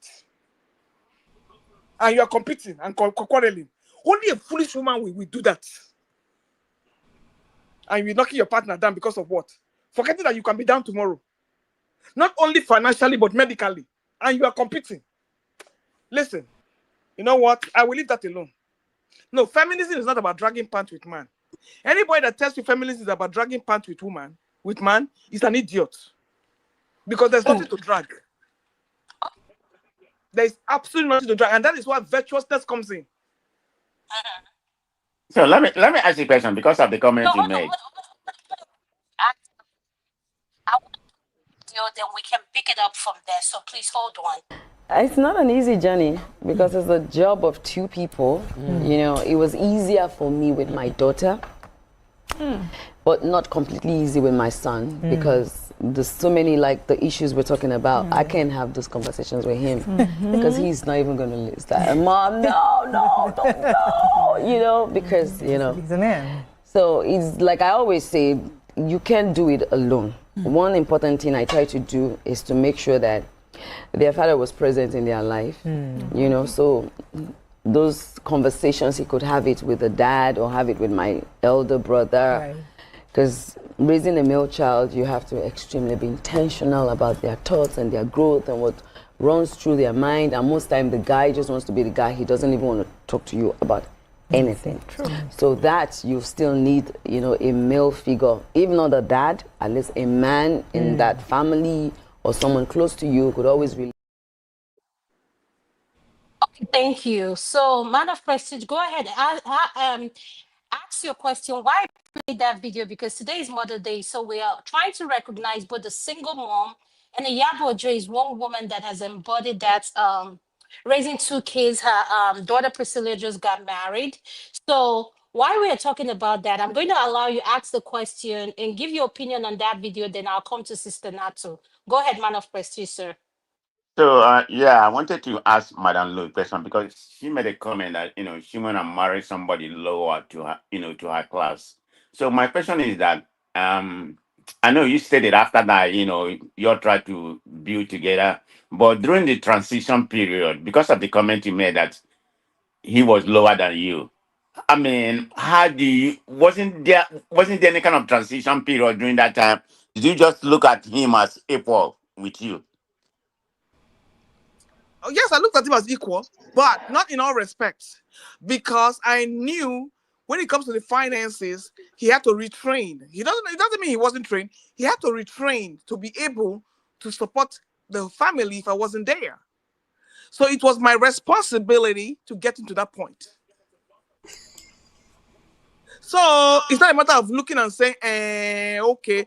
You know what? It's not like going to the grocery store and saying, okay, this is the one I want. It was the one at that point that I saw the heart, and I wanted somebody. I wanted a homeboy.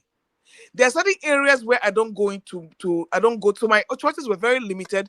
There are certain areas that I don't even venture into going to because of cultural restrictions. So when I see somebody I can work with within that confines of my comfort zone, I will do that. So when you say transition period, I'm not exactly sure what you mean. Well, before you bring the person here or wherever, I don't know how you're transition. When you go by and marry, I'm brought the man here.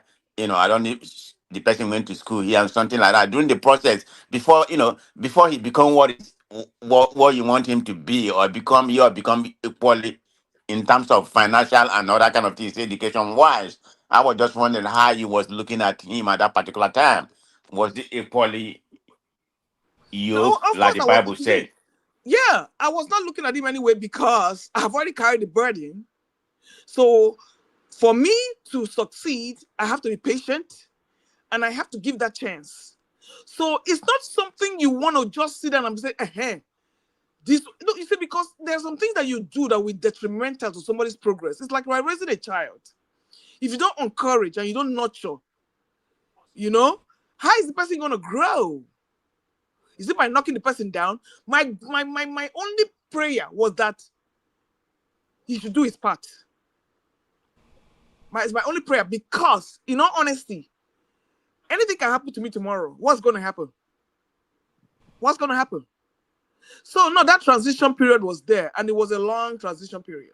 It was. Okay, that was good. That according to your definition, that can that definitely embody what Yes, you just said about being a virtual if woman. yeah, Okay, can we bring Sister Nato in, please? Thank you. She's been yeah, so patiently just on the waiting. final note, if your heart is there, you will do whatever it takes to get to that point. Sister Nato, welcome to the show. What is your opinion on what we are discussing in the video I just Oh, thank you. Hi, everyone.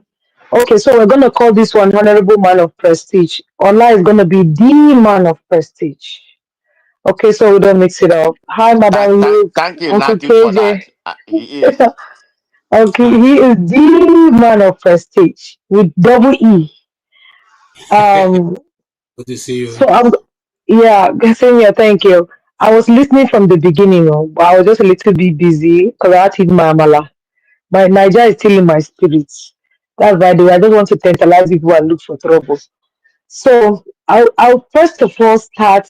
I know that we are past that place, but I'll first of all go back to Professor Mbeke and touch that one for 1 minute before I come back here. Please permit me. When I was trying to listen to that interview that that lady had, and the problem that I had with her was that when she came out and she was talking, she wasn't focused on anything. She was fixated on just bringing Natasha down. That was her only goal. And she now reminded me of Reno. When Reno started talking, Reno was against Tinubu for the longest. He was for Atiku. He now left Atiku and faced Peter Obi and faced Tinubu. But because Reno belongs to the WhatsApp group of smart infrastructure people, after they gave him something, and I will tell you, Reno can come out and say it's a lie. But the moment he did more than 1, 2 interviews, I know that Aquarius people have visited him. And let me tell you, I was in Nigeria for like 3 weeks. I have a lot of friends in APC. Let me run my mouth like very dark man now. I have a lot of friends in APC. And it was not too many pleasant things that I heard. And even some people that are leaving their parties and decamping to APC are crying because they are going to APC and they're not getting soft landing. So the problem is like a woman that is ready to go and marry somebody with 2 wives because he has money until she gets soft landing, entering polygamy, and then she will not get to the polygamy and I realize that the other 2 wives are the one that is funding the husband lifestyle, and she'll start crying. That's what's happening today. Do you understand what I'm saying? So Akpabio, anybody that will come out and speak against Natasha, his people will reach out to you. And I want to believe 100% that was why on that con log that Weke shared that still shows SP's number, she said, no, you know, SP is his staff. The staff don't have him.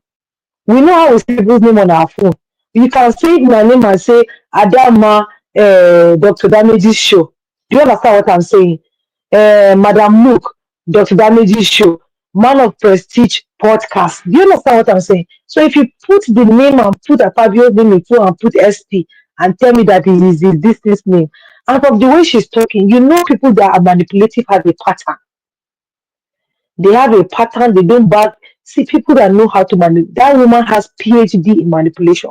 From the way she's talking, the way she comes out every day. And I said 2 things. I said she's enjoying the traffic she's getting on Facebook and she's enjoying meta money. And let me tell you, meta money is a cost, especially if you are creating nonsense content, is a cost. So that lady that came out today and spoke about how Adeola, some people are coming to say this, some people are coming to say that. Let me tell you something. Karma knows everybody's address. So, Hausa people say if you want to dig a hole for wickedness, you want to dig a hole and dig a trap for somebody, dig it shallow. So that if you eventually you come to, if you are the person that falls in or any of your people that fall into that pit, you're able to bring them out. But if you dig it deep, it's going to be ugly. And I was saying to my friends that they are laughing, but they were laughing when I was in Nigeria. I said, let me tell you this politics. The PDP have come from APC. I say APC is like a young woman's breast. If you like, give birth and breastfeed. If you like, don't. If you that breast go for the APC, that's how their fall is going to be. Now they are enjoying themselves because they feel like they are in their prime. They are enjoying all the attention. They are getting APC. Fall go come. So all these people that they are enjoying all this little money that they are giving them on the side, when the chiefs go down, all of them will start crying. Did you Reno run away and look for asylum? Wasn't he under Jonathan that time? How long? During Buhari, let him dare put his feet in Nigeria. I said, well, we couldn't. But now because he has joined WhatsApp group of smart infrastructure people, he's talking anyhow. Anybody that will come out and speak against Natasha, SP people will reach out to you and give you money. That guy was giving out money in dollars. He was giving out money. He was buying whoever he can buy in dollars. As long as you go against her, you get it.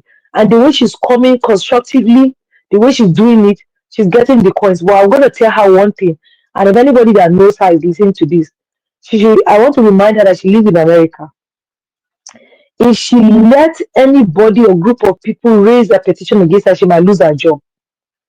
Because by the time her job find out that she's doctoring all of these things, oh, she's gonna be in trouble. She's gonna lose a lot of things. She's gonna lose all the name that she has built for herself, all the integrity, the work and everything. America does not work like that. One small nonsense that you do, you lose your job. I know somebody right now that holds a very high position in Nigeria lost his job just because in his word that he wants to help somebody that is from his place and send her a text. And the person took the text otherwise, like, why are you going to text me time on the night? This is harassment. The person is at the verge of losing his job. So she's there enjoying the small coins that she's giving. APC's money is cocaine. I'm telling you, it's a drug.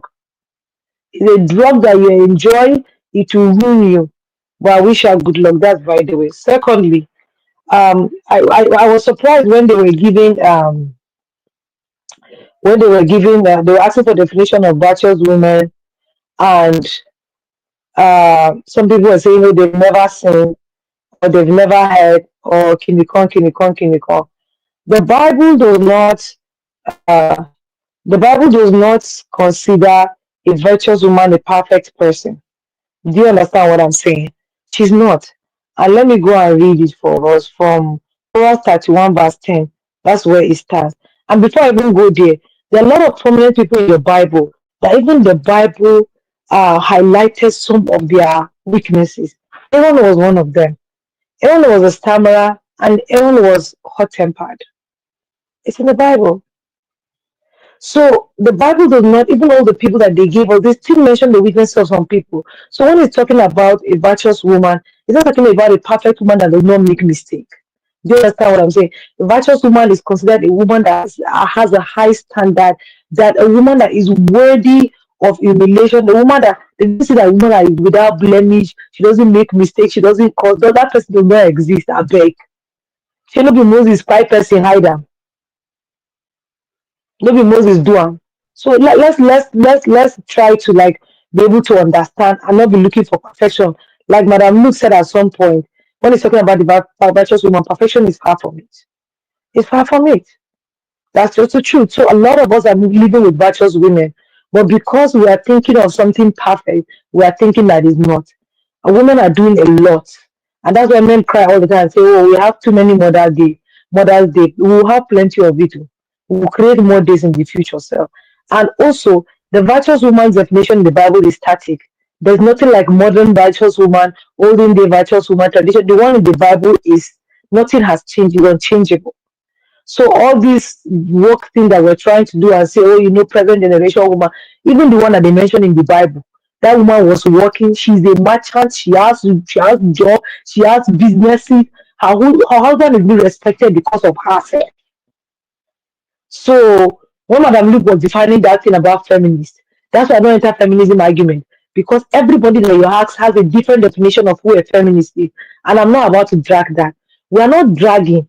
By Proverbs 31 woman is a feminist, but that doesn't say that in her house that she's the head of the house, or she doesn't allow her husband do his thing, or she's emasculating her husband. No, no. And what we're doing is that we're not saying we're doing because we are helpmates. We want to play our own part. We want you to play your own part. We are not competing. Please, I do not. Even if I'm coming my next life, I want to be a woman. I don't want to be a man. Please, please, please, please, please, please. Oh Jesus, now I pray that prayer. Even in my next life, we don't want to be men. We just want to play our role, and you play your role. The only thing that people are fighting for, that brought about this feminist movement, is about work. It's about the society out there. We're not talking about anything that has to do with the house, the role of the man in the house, and whatever. No, we're not touching that. But everybody gets in their feeling. I want to define it the way they want to define it. Okay, since you want to copy at the job, come and get you copy. You share everything in the house where you call. See, when you go that route, it will affect you. You will collect woto. I'm not a big fan of this guy, but he talks about it. This Henderson in Texas. There's something that he said. He said, I don't believe in 50-50. He said, what is 50-50? He said, let me tell you, because in marriage is not. Marriage is 100-100. Some days is 80-20, and the 80-20 might be the wife 80, the husband 20, and tomorrow might be the wife 20, the husband 80. Because guess what? If the husband is a sole provider and he wakes up one day and doesn't have a job, the woman should be capable enough as a Proverb 31 woman and have her own, be able to say, I got you. The people outside will not even know that your husband has lost his job. That's a Proverb 31 woman. Because what, she got it going. But you see these coconut traditional headmen that will say that your wife is not supposed to take care of the house. They don't even read their Bible and say virtuous woman. Virtuous woman, she works, she has her money, she makes sure her hand is fruitful, she makes sure she's in a safe place. Virtuous woman is not an idle woman, she's not a lazy woman. She's not just a woman taking care of people. Her husband and her family are getting respect because of her. So we have to go back. If you are basing your virtuous woman definition based on the Bible, go and read Proverbs 31, verse 10. From verse 10 again. Read it again. If you want to stick to being a traditional man, please leave Bible out of it and do your virtuous traditionalism the way you want to do it. But even back in the day, I remember my grandmother, my grandfather was a very, very big merchant. My grandmother had her own farm, her own business. They will go and do their husband's farm and finish and go and do their own farm so that they will make their own money. They do everything that they collect from their own husband. Even if the husband will not be, they still eat. I will still tell you, my mom, I want to wish my mom a happy Mother's Day. In my entire existence of living with my parents till I moved to America at 27, we ate 3 square meals every day except on 2 occasions. And those 3 square meals wasn't every day that my dad was bringing. And I still remember what happened, the reason why we ate twice those 2 occasions. And my mom swore on her life that it will never happen again, and it never happened. That's a virtuous woman. Does it mean that my mother is perfect? No. Does it mean that she doesn't get, yes, sometimes she doesn't even know how to control her emotions. Does she still remain virtuous? Yes, she does. Because my mom was a teacher, she collects salary, she sells kerosene, she has a small shop, she was doing her job, she made sure she had money on the side in case she didn't pay anything for school and her father didn't have money to pay for it. That's a virtuous woman. That's what the Bible is defining. So if your mom was able to do all of that for you, if your wife is able to do all of that for you, if you have sisters that do those, they are virtuous women too. They're virtuous women. They're humans. We're humans. We're going to fall. We're going to make mistakes. That doesn't stop us from being human. That doesn't stop us from being who God has called us to be. So I think sometimes when we go out of line or trying to be woke, we try to mix the whole thing up. But there are a lot of virtuous women. And I'm going to say it with my full chest, I'm one of them. Thank you very much. God bless you. Adama, can I say something before you proceed? Adama stepped out, so I will be helping her for now. So yes, man of prestige, you can go ahead. Yeah, thank you very much. While Natu was speaking, and I was listening to what she was saying. Then I went ahead and read the biblical part of virtuous woman, and everything that she said was right because I was just my main understanding. I never read what the definition was from biblical. It was just my understanding what the virtual woman means. So, like she properly said, so I will probably going to change my tune about the way I look at what virtuous woman entail or what they embody. So, not to thank you very much. My perspective about it was to be close to the perfection, but according to your narrative and what I just read, you are right on the money. So, my perspective about it has really is changing right now as I'm speaking with you. Okay, thank you. My Oh, that was pleasure, sir. wonderful. Sorry, madam. Look, let me add something. So just also to buttress this, right? We're not gonna say, oh, tomorrow because tomorrow is Mother's Day. Like everybody wish some people Mother's Day. There are some people that will say Happy Mother's Day to you if you're a mom. So I usually take those statements personal. I still do.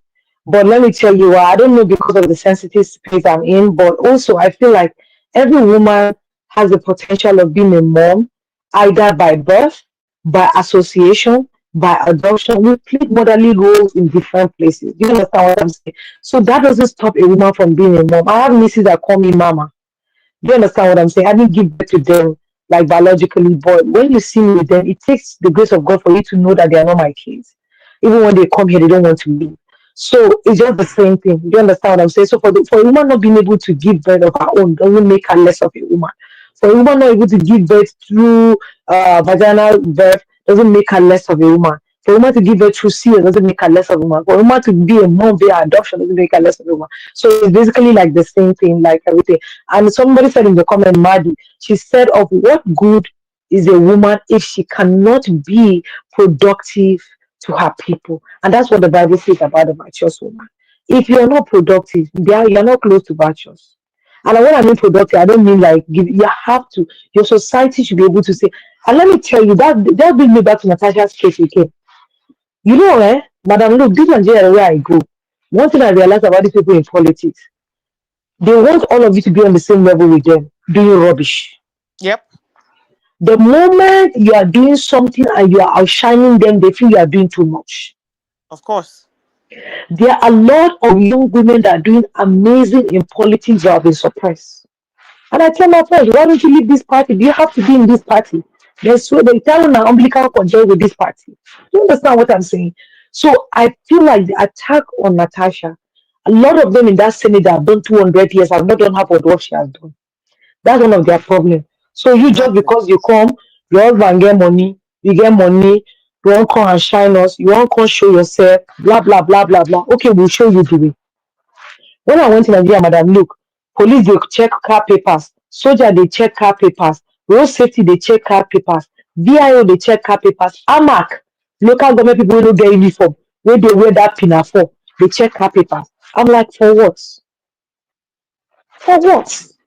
And You don't know your job again? why don't they go and check out the Dangote trucks that are carrying all the Fulani herdsmen all over Nigeria? It's not even that, my sister. Don't go too far. And I know it's not part of this topic today, but brings me also to that VDM's case. Let me tell you something. I'm not a big fan of VDM. I'm not even a fan of VDM. But let me tell you, that boy is that man. Now he go deal with those Nigerian government, and I will support it. And let me tell you why. EFCC, they have left their job. They are left their job because a lot of these people, a lot of these terrorists are being financed through banks. Their money that are being sent all over the place to different accounts. We are not monitoring. Tell me why a savings account will be receiving 25 million and the account is not being flagged. I'm raising this topic up because I work in anti-money laundering. Nigeria is supposed to have a system where a savings account should have a limit every kind of savings account that you open. Once you hit a particular target, or once you hit a particular number, your account is supposed to be flagged. They're supposed to be have different kind of clauses. If money is coming from any kind of place that hit a particular clause, your account is supposed to be flagged. That is how they are going to catch these terrorists. But they have left that one. People are busy financing terrorism up and down in open space. They're not saying anything about it. Somebody is sitting out there, they're going to go and bring it. They're saying money laundering, tax evasion, kinikon, kinikon. People that are supposed to catch for that, you are not catching. You are not catching. These banks are just there operating and doing what they want to do. You are not, even that his mom's case that somebody went to file loan on the mother's account. That is supposed to be a very, very big investigation because how will somebody use another person's information and collect loan? And it's an old woman. Let's just assume that's the video is not even her son. So the bank has a lot of loopholes that they are sleeping on, that they are supposed to tighten up on and make Nigeria better. They are busy harassing people up and down because somebody is giving them money and say, go and catch that boy. He's talking too much. Silence that boy. He's saying what he's not supposed to do. That's not even your problem. That's not your job. Fix your system. Fix your compliance system. Nigeria's compliance system is whack. It is whack.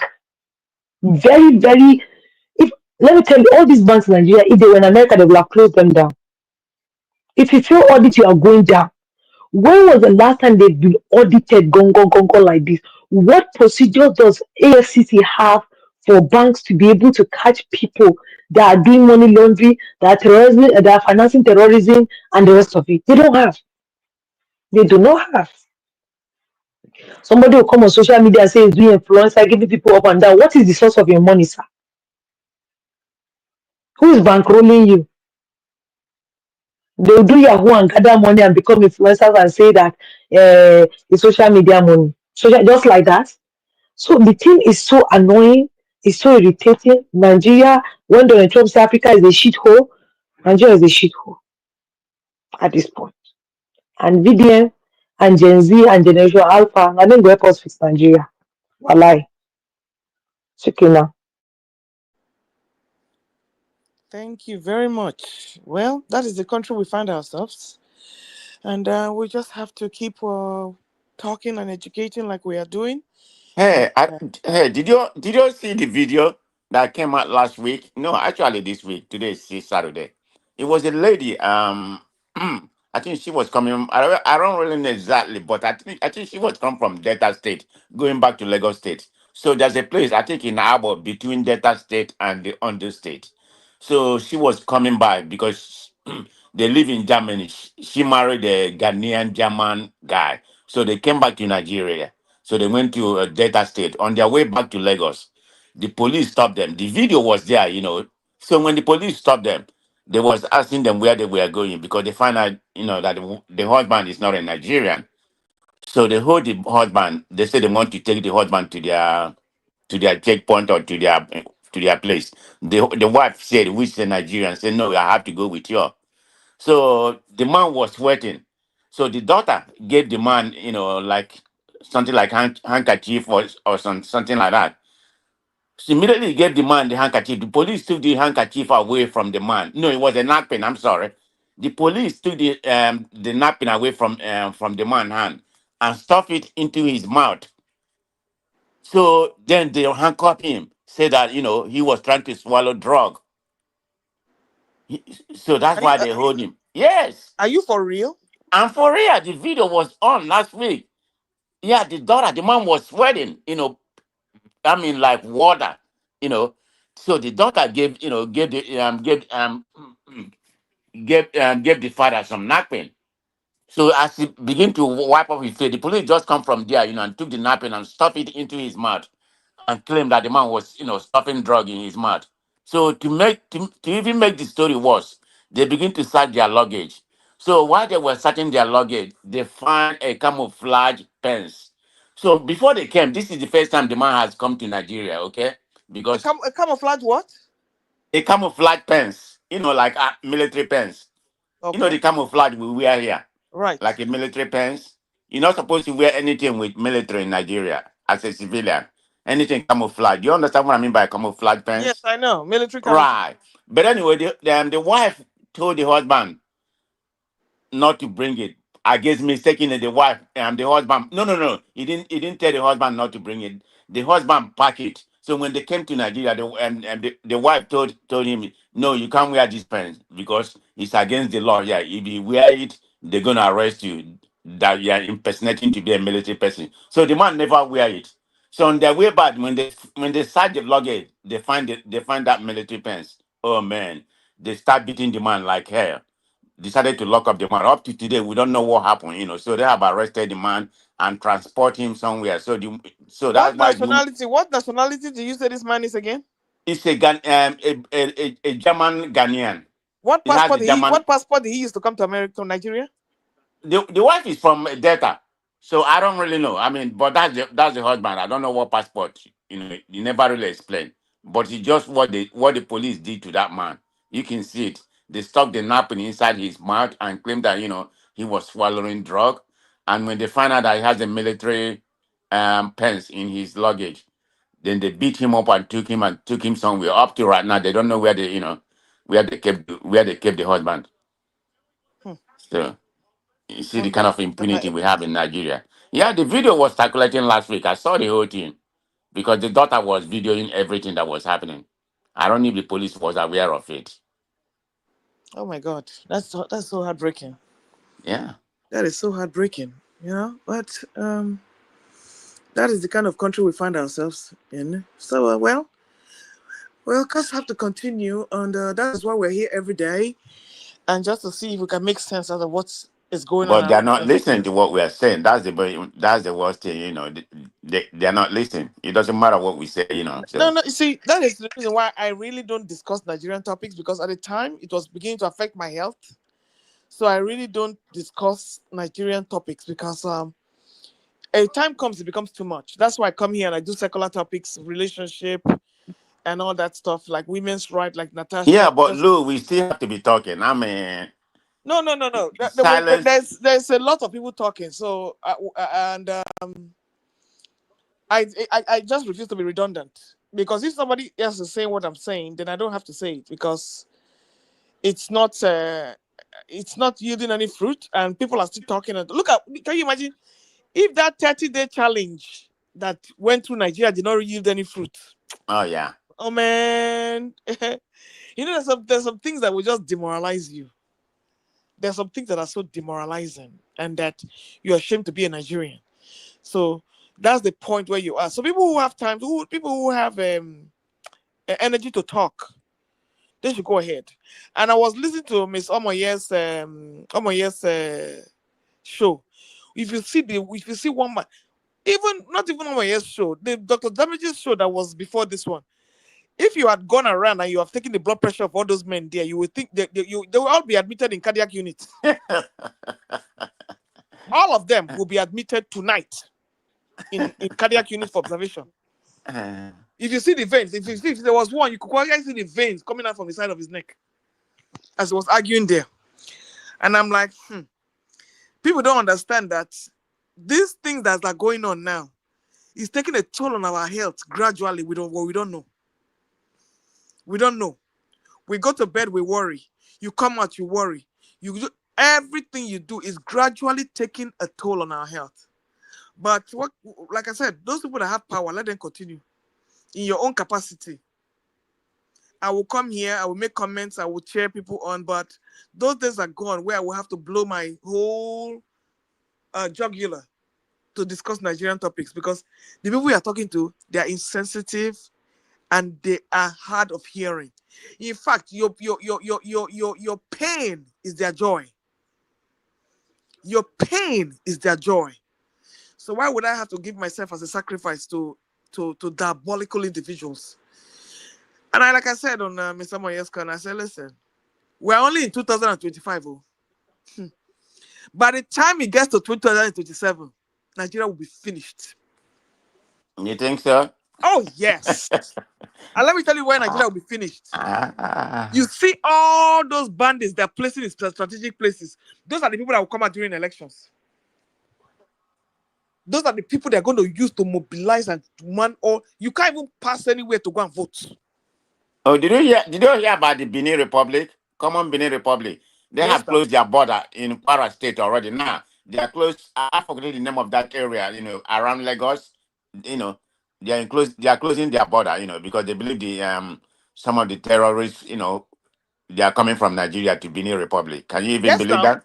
Of They course. already closed their border in Kwara. Yeah, of course. They have to. Man, we're in trouble, man. I mean, so let me ask Natu, are you there? Is she there?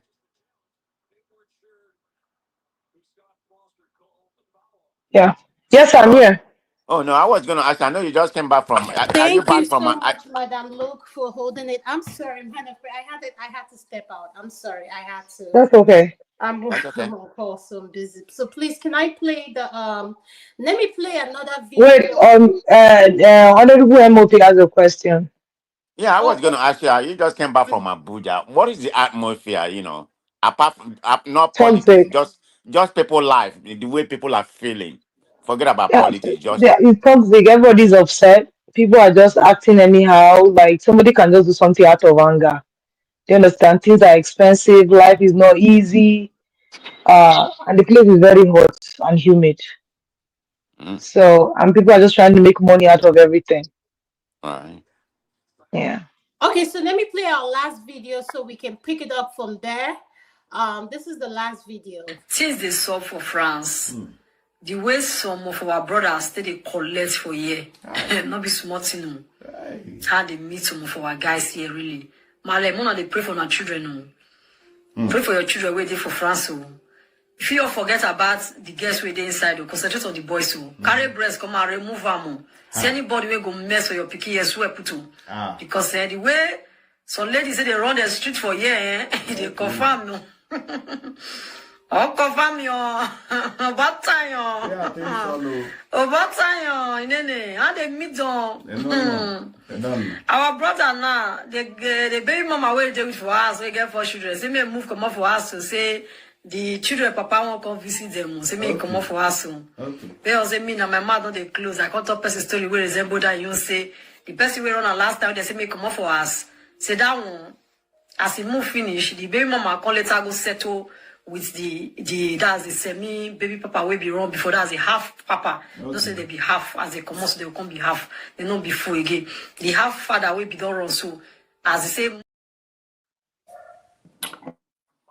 So do you guys understand what the video is all about? Madam Luke, I'm going to hand it over to you because I have to, I told you what I'm doing. I'm on call. So I will, Uncle KJ, you can start with Uncle KJ, then you move it around, Madam Luke. Thank you. Okay. Did anybody understand what was going on in that video? Is not quite. Is that about prostitution in Okay. France? I think they just gave you a snippet of it. The video is longer than that. So what happened was that there was a single mom that had 4 children and remarried. And a man married a lady. What the goal is, what they're trying to say is that be careful of those of you who want to marry single parents, single mothers. The lady told the husband that the ex was coming to visit.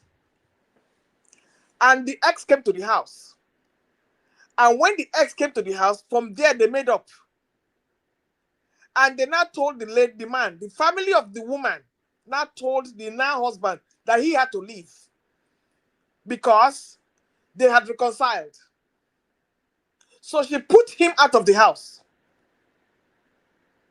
That was the gist of that one. That is what that was all about. So I don't know what morals we can get from this in terms of the fact that it's just one of those marital, what will I call it, difficulties that people have to go through. And at the end of the day, everybody has a choice. So what Dr. Adama was saying is that, and it's longer than that, because there was another part too, where a woman had raised her child for 23 years and in a new marriage. And the deadbeat father never came to steal that child. And that child is now 23 years old. Now the father has come back and the son does not want anything to do with him. So what this is going to be with is the single parents and deadbeat dad. That is what that video was all about. But Dr. Dama is not here to play the video in full. So, but these are just like the marital crisis and people go through.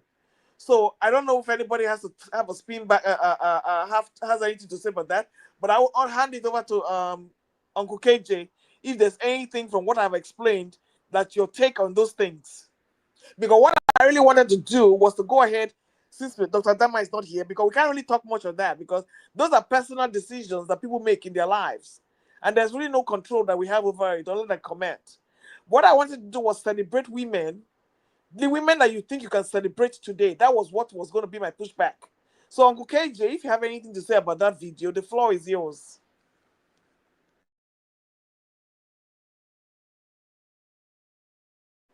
Uncle KJ, are you there?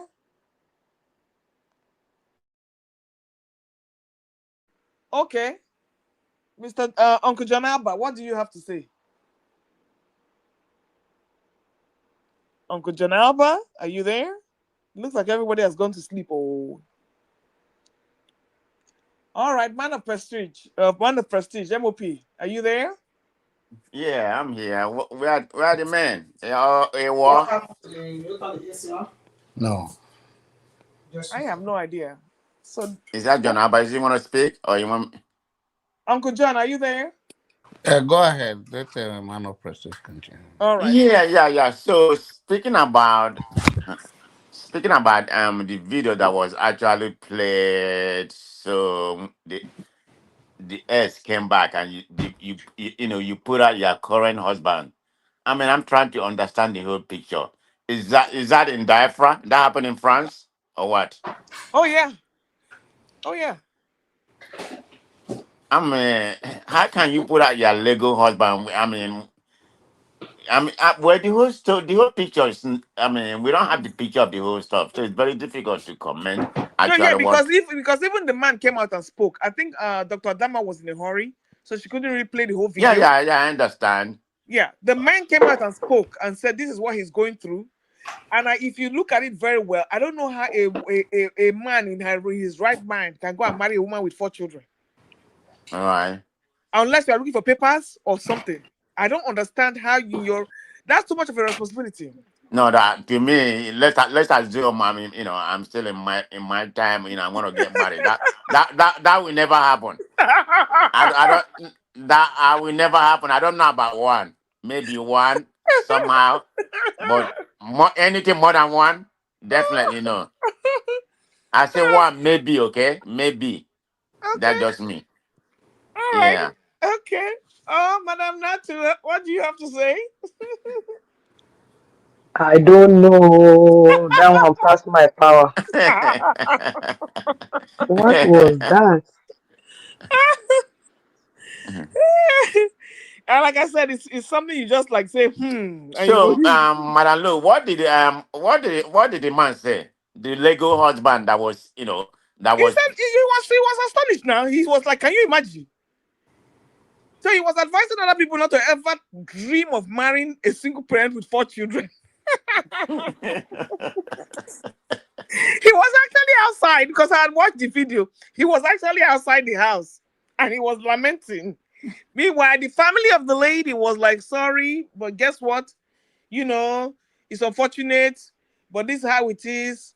The man has come back. It But was just I'm trying to ascertain the legality of that, being that they're in diaphragm, France. I mean, is it not the case? Don't we have the same thing that we practice here in USA? They do in France. I mean, I don't know. But what was cropping, like the woman started making trouble. So the man had to leave the house so that the ex-husband can come back into their lives. So it looks like she just used him as a sole provider or all companion right, for a while. And then when it was convenient for her, she jumped fence and went back to the other side. That is what I mean. It is kind of callous and just like a little tacky and very, very, very dishonorable. But people do what they have to do, and that will make them sleep well at night. So the man will just have to like just pull his big boy pants up and keep on going. And then what I'm going to say for a fact that man is going to be a damaged man for a long time psychologically, and it will carry into his next relationship the way he sees women. And I don't think he's going to heal for a long time. He's going to be one of those men that will just go around and keep castigating women and just keep um be a bitter soul, extremely bitter. Especially as he has not even had any children with this woman, oh. And he was there. You can imagine how long he has done school runs, taking the children to school, done all this. It's a bitter pill to swallow. It's a bitter pill to swallow. Yeah, so I don't have much to say about that. As like Madam Natu said, he said this one pass up. So I guess, Dr. Dam, are you there? So why if she's not there, just so that we can at least fill in the space, I want to give a big shout out. If you know any woman that you want to give a big shout out to, this is the time to do it just to fill space. And I will go first. I've already done a shout out to my mom. There are some women in Nigeria I want to call in no particular order. Yes, Iyabo Joy is one because I've read her story and how she suffered and how she gave birth to that Priscilla with 150 naira in her pocket. so After can she, you say, hold on. How did she suffer? I don't know anything about that, but I watched the wedding. so that's I what I'm trying mean, to tell you. This lady gave birth to that girl, that Priscilla that you are seeing there. hold on. She, Is it the only child that she no. has? There's a boy before Priscilla.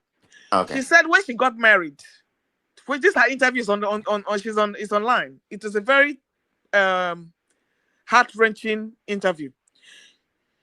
She said when she married that she went against her parents, because, like I said, sometimes when you marry down, it will come back and bite you in the butt. She married down, meaning different background, in low economical status. She was in love with this guy, so the parents kicked her out. So she chose this guy over. By the time she was getting married at that time, when I was 18 or so, she already had a car. So she came from a well-to-do family, but she went and carried this guy and married this guy. When she married this guy on her wedding day, this guy told her that even if she was not pregnant, he would never have married her. On their wedding day, that day, they were on the altar.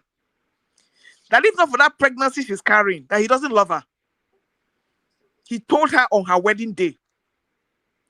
She went ahead with the wedding, had the boy, the boy, Festus. While she was trying to make the marriage work, Priscilla now came in. By then, the marriage was already beyond repair. She didn't go back to her parents. Though. She only had 150 naira in her pocket. No, she couldn't pay hospital bill. She now went to beg a nurse to deliver that baby in her bedroom there. That was how she delivered that girl. And while she was delivering that girl, she said she almost bled to death. That it was only God that saved her. That is why she doesn't play with that girl. And that was why she made sure she struggled to raise them by herself. By then, the man had already taken off and gone to New Jersey and married somebody else. If you see you can tell that when that man was attending that wedding, all the things he wore, it was the Priscilla that bought it. Which is not a bad idea, but at least he was there for the children when they were getting married. You can tell that he was just out of place in that. You can tell that he was not really. But the good thing about Priscilla is that she never separated them from their father. They were always in contact. Hold on, Madam Luke. You know what? I think I saw the man you are talking about, but I never really, I didn't know much about this story you are giving right now. Okay, I saw the man. Yes, now you see him there. Yeah, kind of dark skin guy. Yeah. Yes, so he came there. You can tell he was just managed to show up, just to support his daughter, because everybody was asking her, "Where's your father? Where's your father? Where's your father? Where's your father?" So he came from New Jersey. So I want to give a shout out to her because she really did good raising those children. There was no scandal, and they are well behaved. So I really want to give a good shout out to her. She now has a partner in the name of Polo, the billionaire, in quotes. Yeah, I know about Polo. Yeah. Yes, she said she doesn't want to marry. They're just doing fine, and I'm happy that she has finally found happiness. So the second person I want to give a shout out to is May Edochie. Similar situation, the way she made all these sacrifices. We don't know the details of her marriage, but the way she was able to raise her children and comport herself throughout all that mess going on with she and Yul Edochie, I want to give her a big shout out. Is she divorced? Is she divorced from him? I think the divorce is still going on, or the divorce is final. I'm not sure. Okay. But they no longer live together. The new wife has almost 3 kids for Mr. Yul Edochie. So the marriage is practically over. And they also lost a child, their first son. She lost their first son. She said depression almost took her life. But she was able to weather all that because she found out her husband was going to get married to another woman on social media. So you can imagine how heartbreaking that can be. So, may Yul Edochie, I still put Yul Edochie there because that is what you have called yourself for a long time. I want to give you a shout out for being a fantastic mother, wife, whatever. You've earned your flowers. Number 3, Mercy Johnson.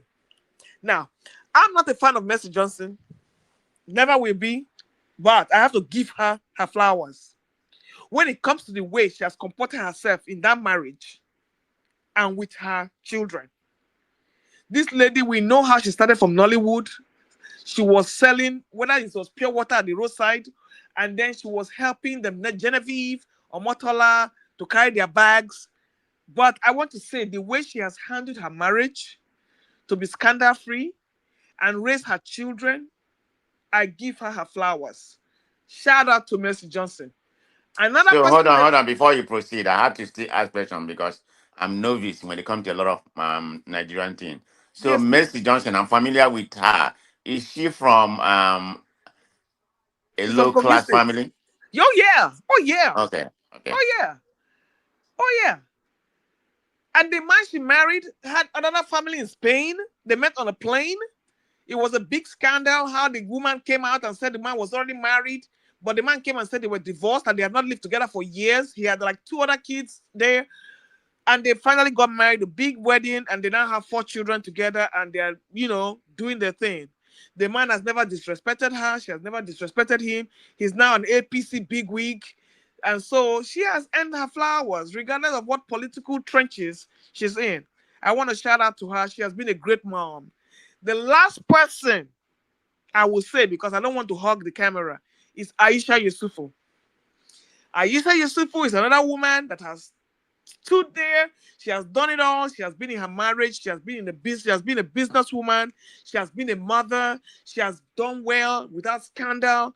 These are women that have, come out to really, really, really, really show us that, what? Women can be strong in Nigeria despite adversities. They are not perfect. Don't get me wrong. These are not perfect women by any chance. But these are some women I would just look at and say, you know what? You have earned your flowers. You have earned your flowers. And I'm going to celebrate myself. I have also earned my flowers. And I pray I reach out to everybody. You too will earn your flowers and you will continue to be strong in whatever you want to do. The fact that you have not had children doesn't mean you are not a mother. You are a mother. You have been put on this earth to be a mother. Whether you have children or not, you have nurtured somebody, either your niece, your nephew, your brother. Anyway, you are still a mother. Being a biological mother doesn't make you less. I mean, being a woman without a child doesn't make you less of a woman. You are still a mother, and I expect you to claim it in whatever form you can, either by adoption or by co-parenting or by whatever. Every woman in this planet is a mother. So shout out to all the women in the world. And did I forget Natasha, Senator Natasha Akpoti? That is another woman, a mother who has kept her children out of the limelight and is a fantastic mom. So shout out to all the women there. Keep doing what you are doing. You will take the world to go places. Thank you. Wow, that was great. So, as a man, I'm gonna give her a shout out to the great ladies of this world, the ones that I know, and I'm not gonna give a shout out to any of the personalities in Nigeria. I don't know a lot of them, but I'm gonna start with my mom. He embodied what a woman should be. She has been the engine that hold the whole family. She has 11 of us. Fortunately, 11 of us are still living. All of us are in USA. So shout out to my mother. My dad, I still respect you. It's not your time yet. So this is woman time right now. So my mother, her name is Constance. She embodied what a woman should be. Mother, kudos to you, shout out. Second, I will give a shout out to my wife. She exemplify what a wife should be and what a mother should be. So shout out to you, my wife. Then I will give a shout out to my two sisters, both of them here in USA. Shout out to you too. My senior sister, Jennifer, and my younger sister, Angeline. Shout out to both of you. Great women. And shout out to the rich women on this platform, whether you have kids. Um, Shout out to all of you here. Happy Mother's Day, everybody. Thank you. Yeah. I don't know, maybe everybody has gone to sleep, so maybe we Let need me to No, call see. it a Let me day. hello. let's Uncle Jonaba there. Yes, Yeah, it's Jonaba. Are you there? yeah. Oh, now you're awake. KJ, brother. Where you been? I've always been here, but I've been on this platform for since 1:30 Yeah, p.m. yeah, today. yeah, yeah. I got you. I saw So I you need to go earlier, and but I didn't come eat. in today. Okay. So I don't know. Jonaba, it's like you are missing in action. No, I just listen to you guys. Okay. Go ahead, sir. Give a shout out to my mom in New York, my wife, and all the beautiful women out there. Madam Luke, she's very inspiring, and Thank you. Adama, uh, Adama, and Thank you so much. I'm back right yes, in time you for the guys shout are outs. Thank virtuous you. women. You are my own personalities, so I have respect for you guys, and happy Mother's Day. Oh, I forgot to give a shout out to somebody that I know that is not here today. Thank you. Hopefully she's listening. Uriako Tope, shout out to Yes. you. Maria Oh, yes, Kutope, yes, yes, shout yes. out. Oh yes, yes. Talk about happy Mother's Day to you. Yes, yes. And I like to recognize some of the women on the YouTube. Obodo Yibo TV is another woman that does a lot for women. And Sister Natu on the chat, Queen TA, Tracy Jacopi. I'm trying to remember all the women that comes to this platform. And Tokwe, oh yes, Tokwe is one of the administrative. Yeah, I just and another one is Omoye's Corner. Yes, I have to give a shout out to her. These are great moms doing great things. And Mom of Five, that's another YouTube channel. If you guys want to follow, please follow her as well. She's good. Uncle Beno. Yes, I know he's listening. A shout out to his wife as well. Man of Prestige. Yes. Not this man of prestige on the panel. Man of Prestige that has his own channel. A shout out to him as well and his wife. And thank you for all the beautiful mom out there. Thank you guys for all you do. We appreciate you. May God continue to bless you. And another woman I just thought about was Doopsy, the Doopsy show at One Man. Yes. And One Man's wife as well. Yes. He does have a wife. Yes, a shout out to her. And Chioma, my sister, and One Man, a shout out to her as well. So to all the beautiful ladies, thank you all for everything you do. We appreciate you all. And my heart is filled with so much gratitude. Please take our time to enjoy this weekend. It's all about us. And we should be celebrating each other every day. You don't have to have a special day for Mother's Day. For me, I always make our time for myself because it's very important. You cannot give what you don't have. You have to love yourself first before you love someone else. So thank you all to the great panelists. Madam Luke, thank you so much. A big shout out to you. You know what I have going on. I really appreciate you. Uncle KJ, a shout out to my executive producer. I call him. A shout out to you, your wife. Oh, thank you so much, sir. Anytime I call you, thank you so much. And Chim as well, a shout out to him and his wife. Thank you for everyone that has helped to contribute to make this show a success. Thank you. So I hope, with that being said, have we all had our final submission? Hold on, let me ask something, Adama. I just thought about something. What's the name of that guy that normally anchor this channel with you before? I've not seen him in a long time. Is he okay? That's all I want to know. I don't know. I Are don't want you to know talking anything about about her. Andrew? Yeah, that's all. You heard Electricity? from him? Yeah, Yeah, Andrew. he's doing okay. Yes, Okay, he's doing okay. that's all I want to know. Thank you. Yes, sir. Yes, he's doing okay. Have we all had our final submission so we can call it a night? Madam Luke, has everybody has their final submission? Yes, as much as we know. Where's John Abba? John Abba hasn't said anything. Let's see, it's gone. Yeah, he passed it. He passed the mic to you. Oh, okay, okay. Yeah, we did. Adam, I already did. All Like I right. said, he wasn't listening. I gave you a shout out. I can't forget about you now. Thank you so much, sir. Thank you, thank you. It's been this weekend is I can't let me just hush it up, but I am glad it's here. But with that being said, let's all enjoy this weekend. Femo, thank you. These are my H people, H Town. Yes, I see you in the comment section. I appreciate everyone that came and supported this program. With that being said, let's all have a lovely Mother's Day weekend. Thank you, guys. Thank you and good Everybody, night. good night. You have a nice day tomorrow now.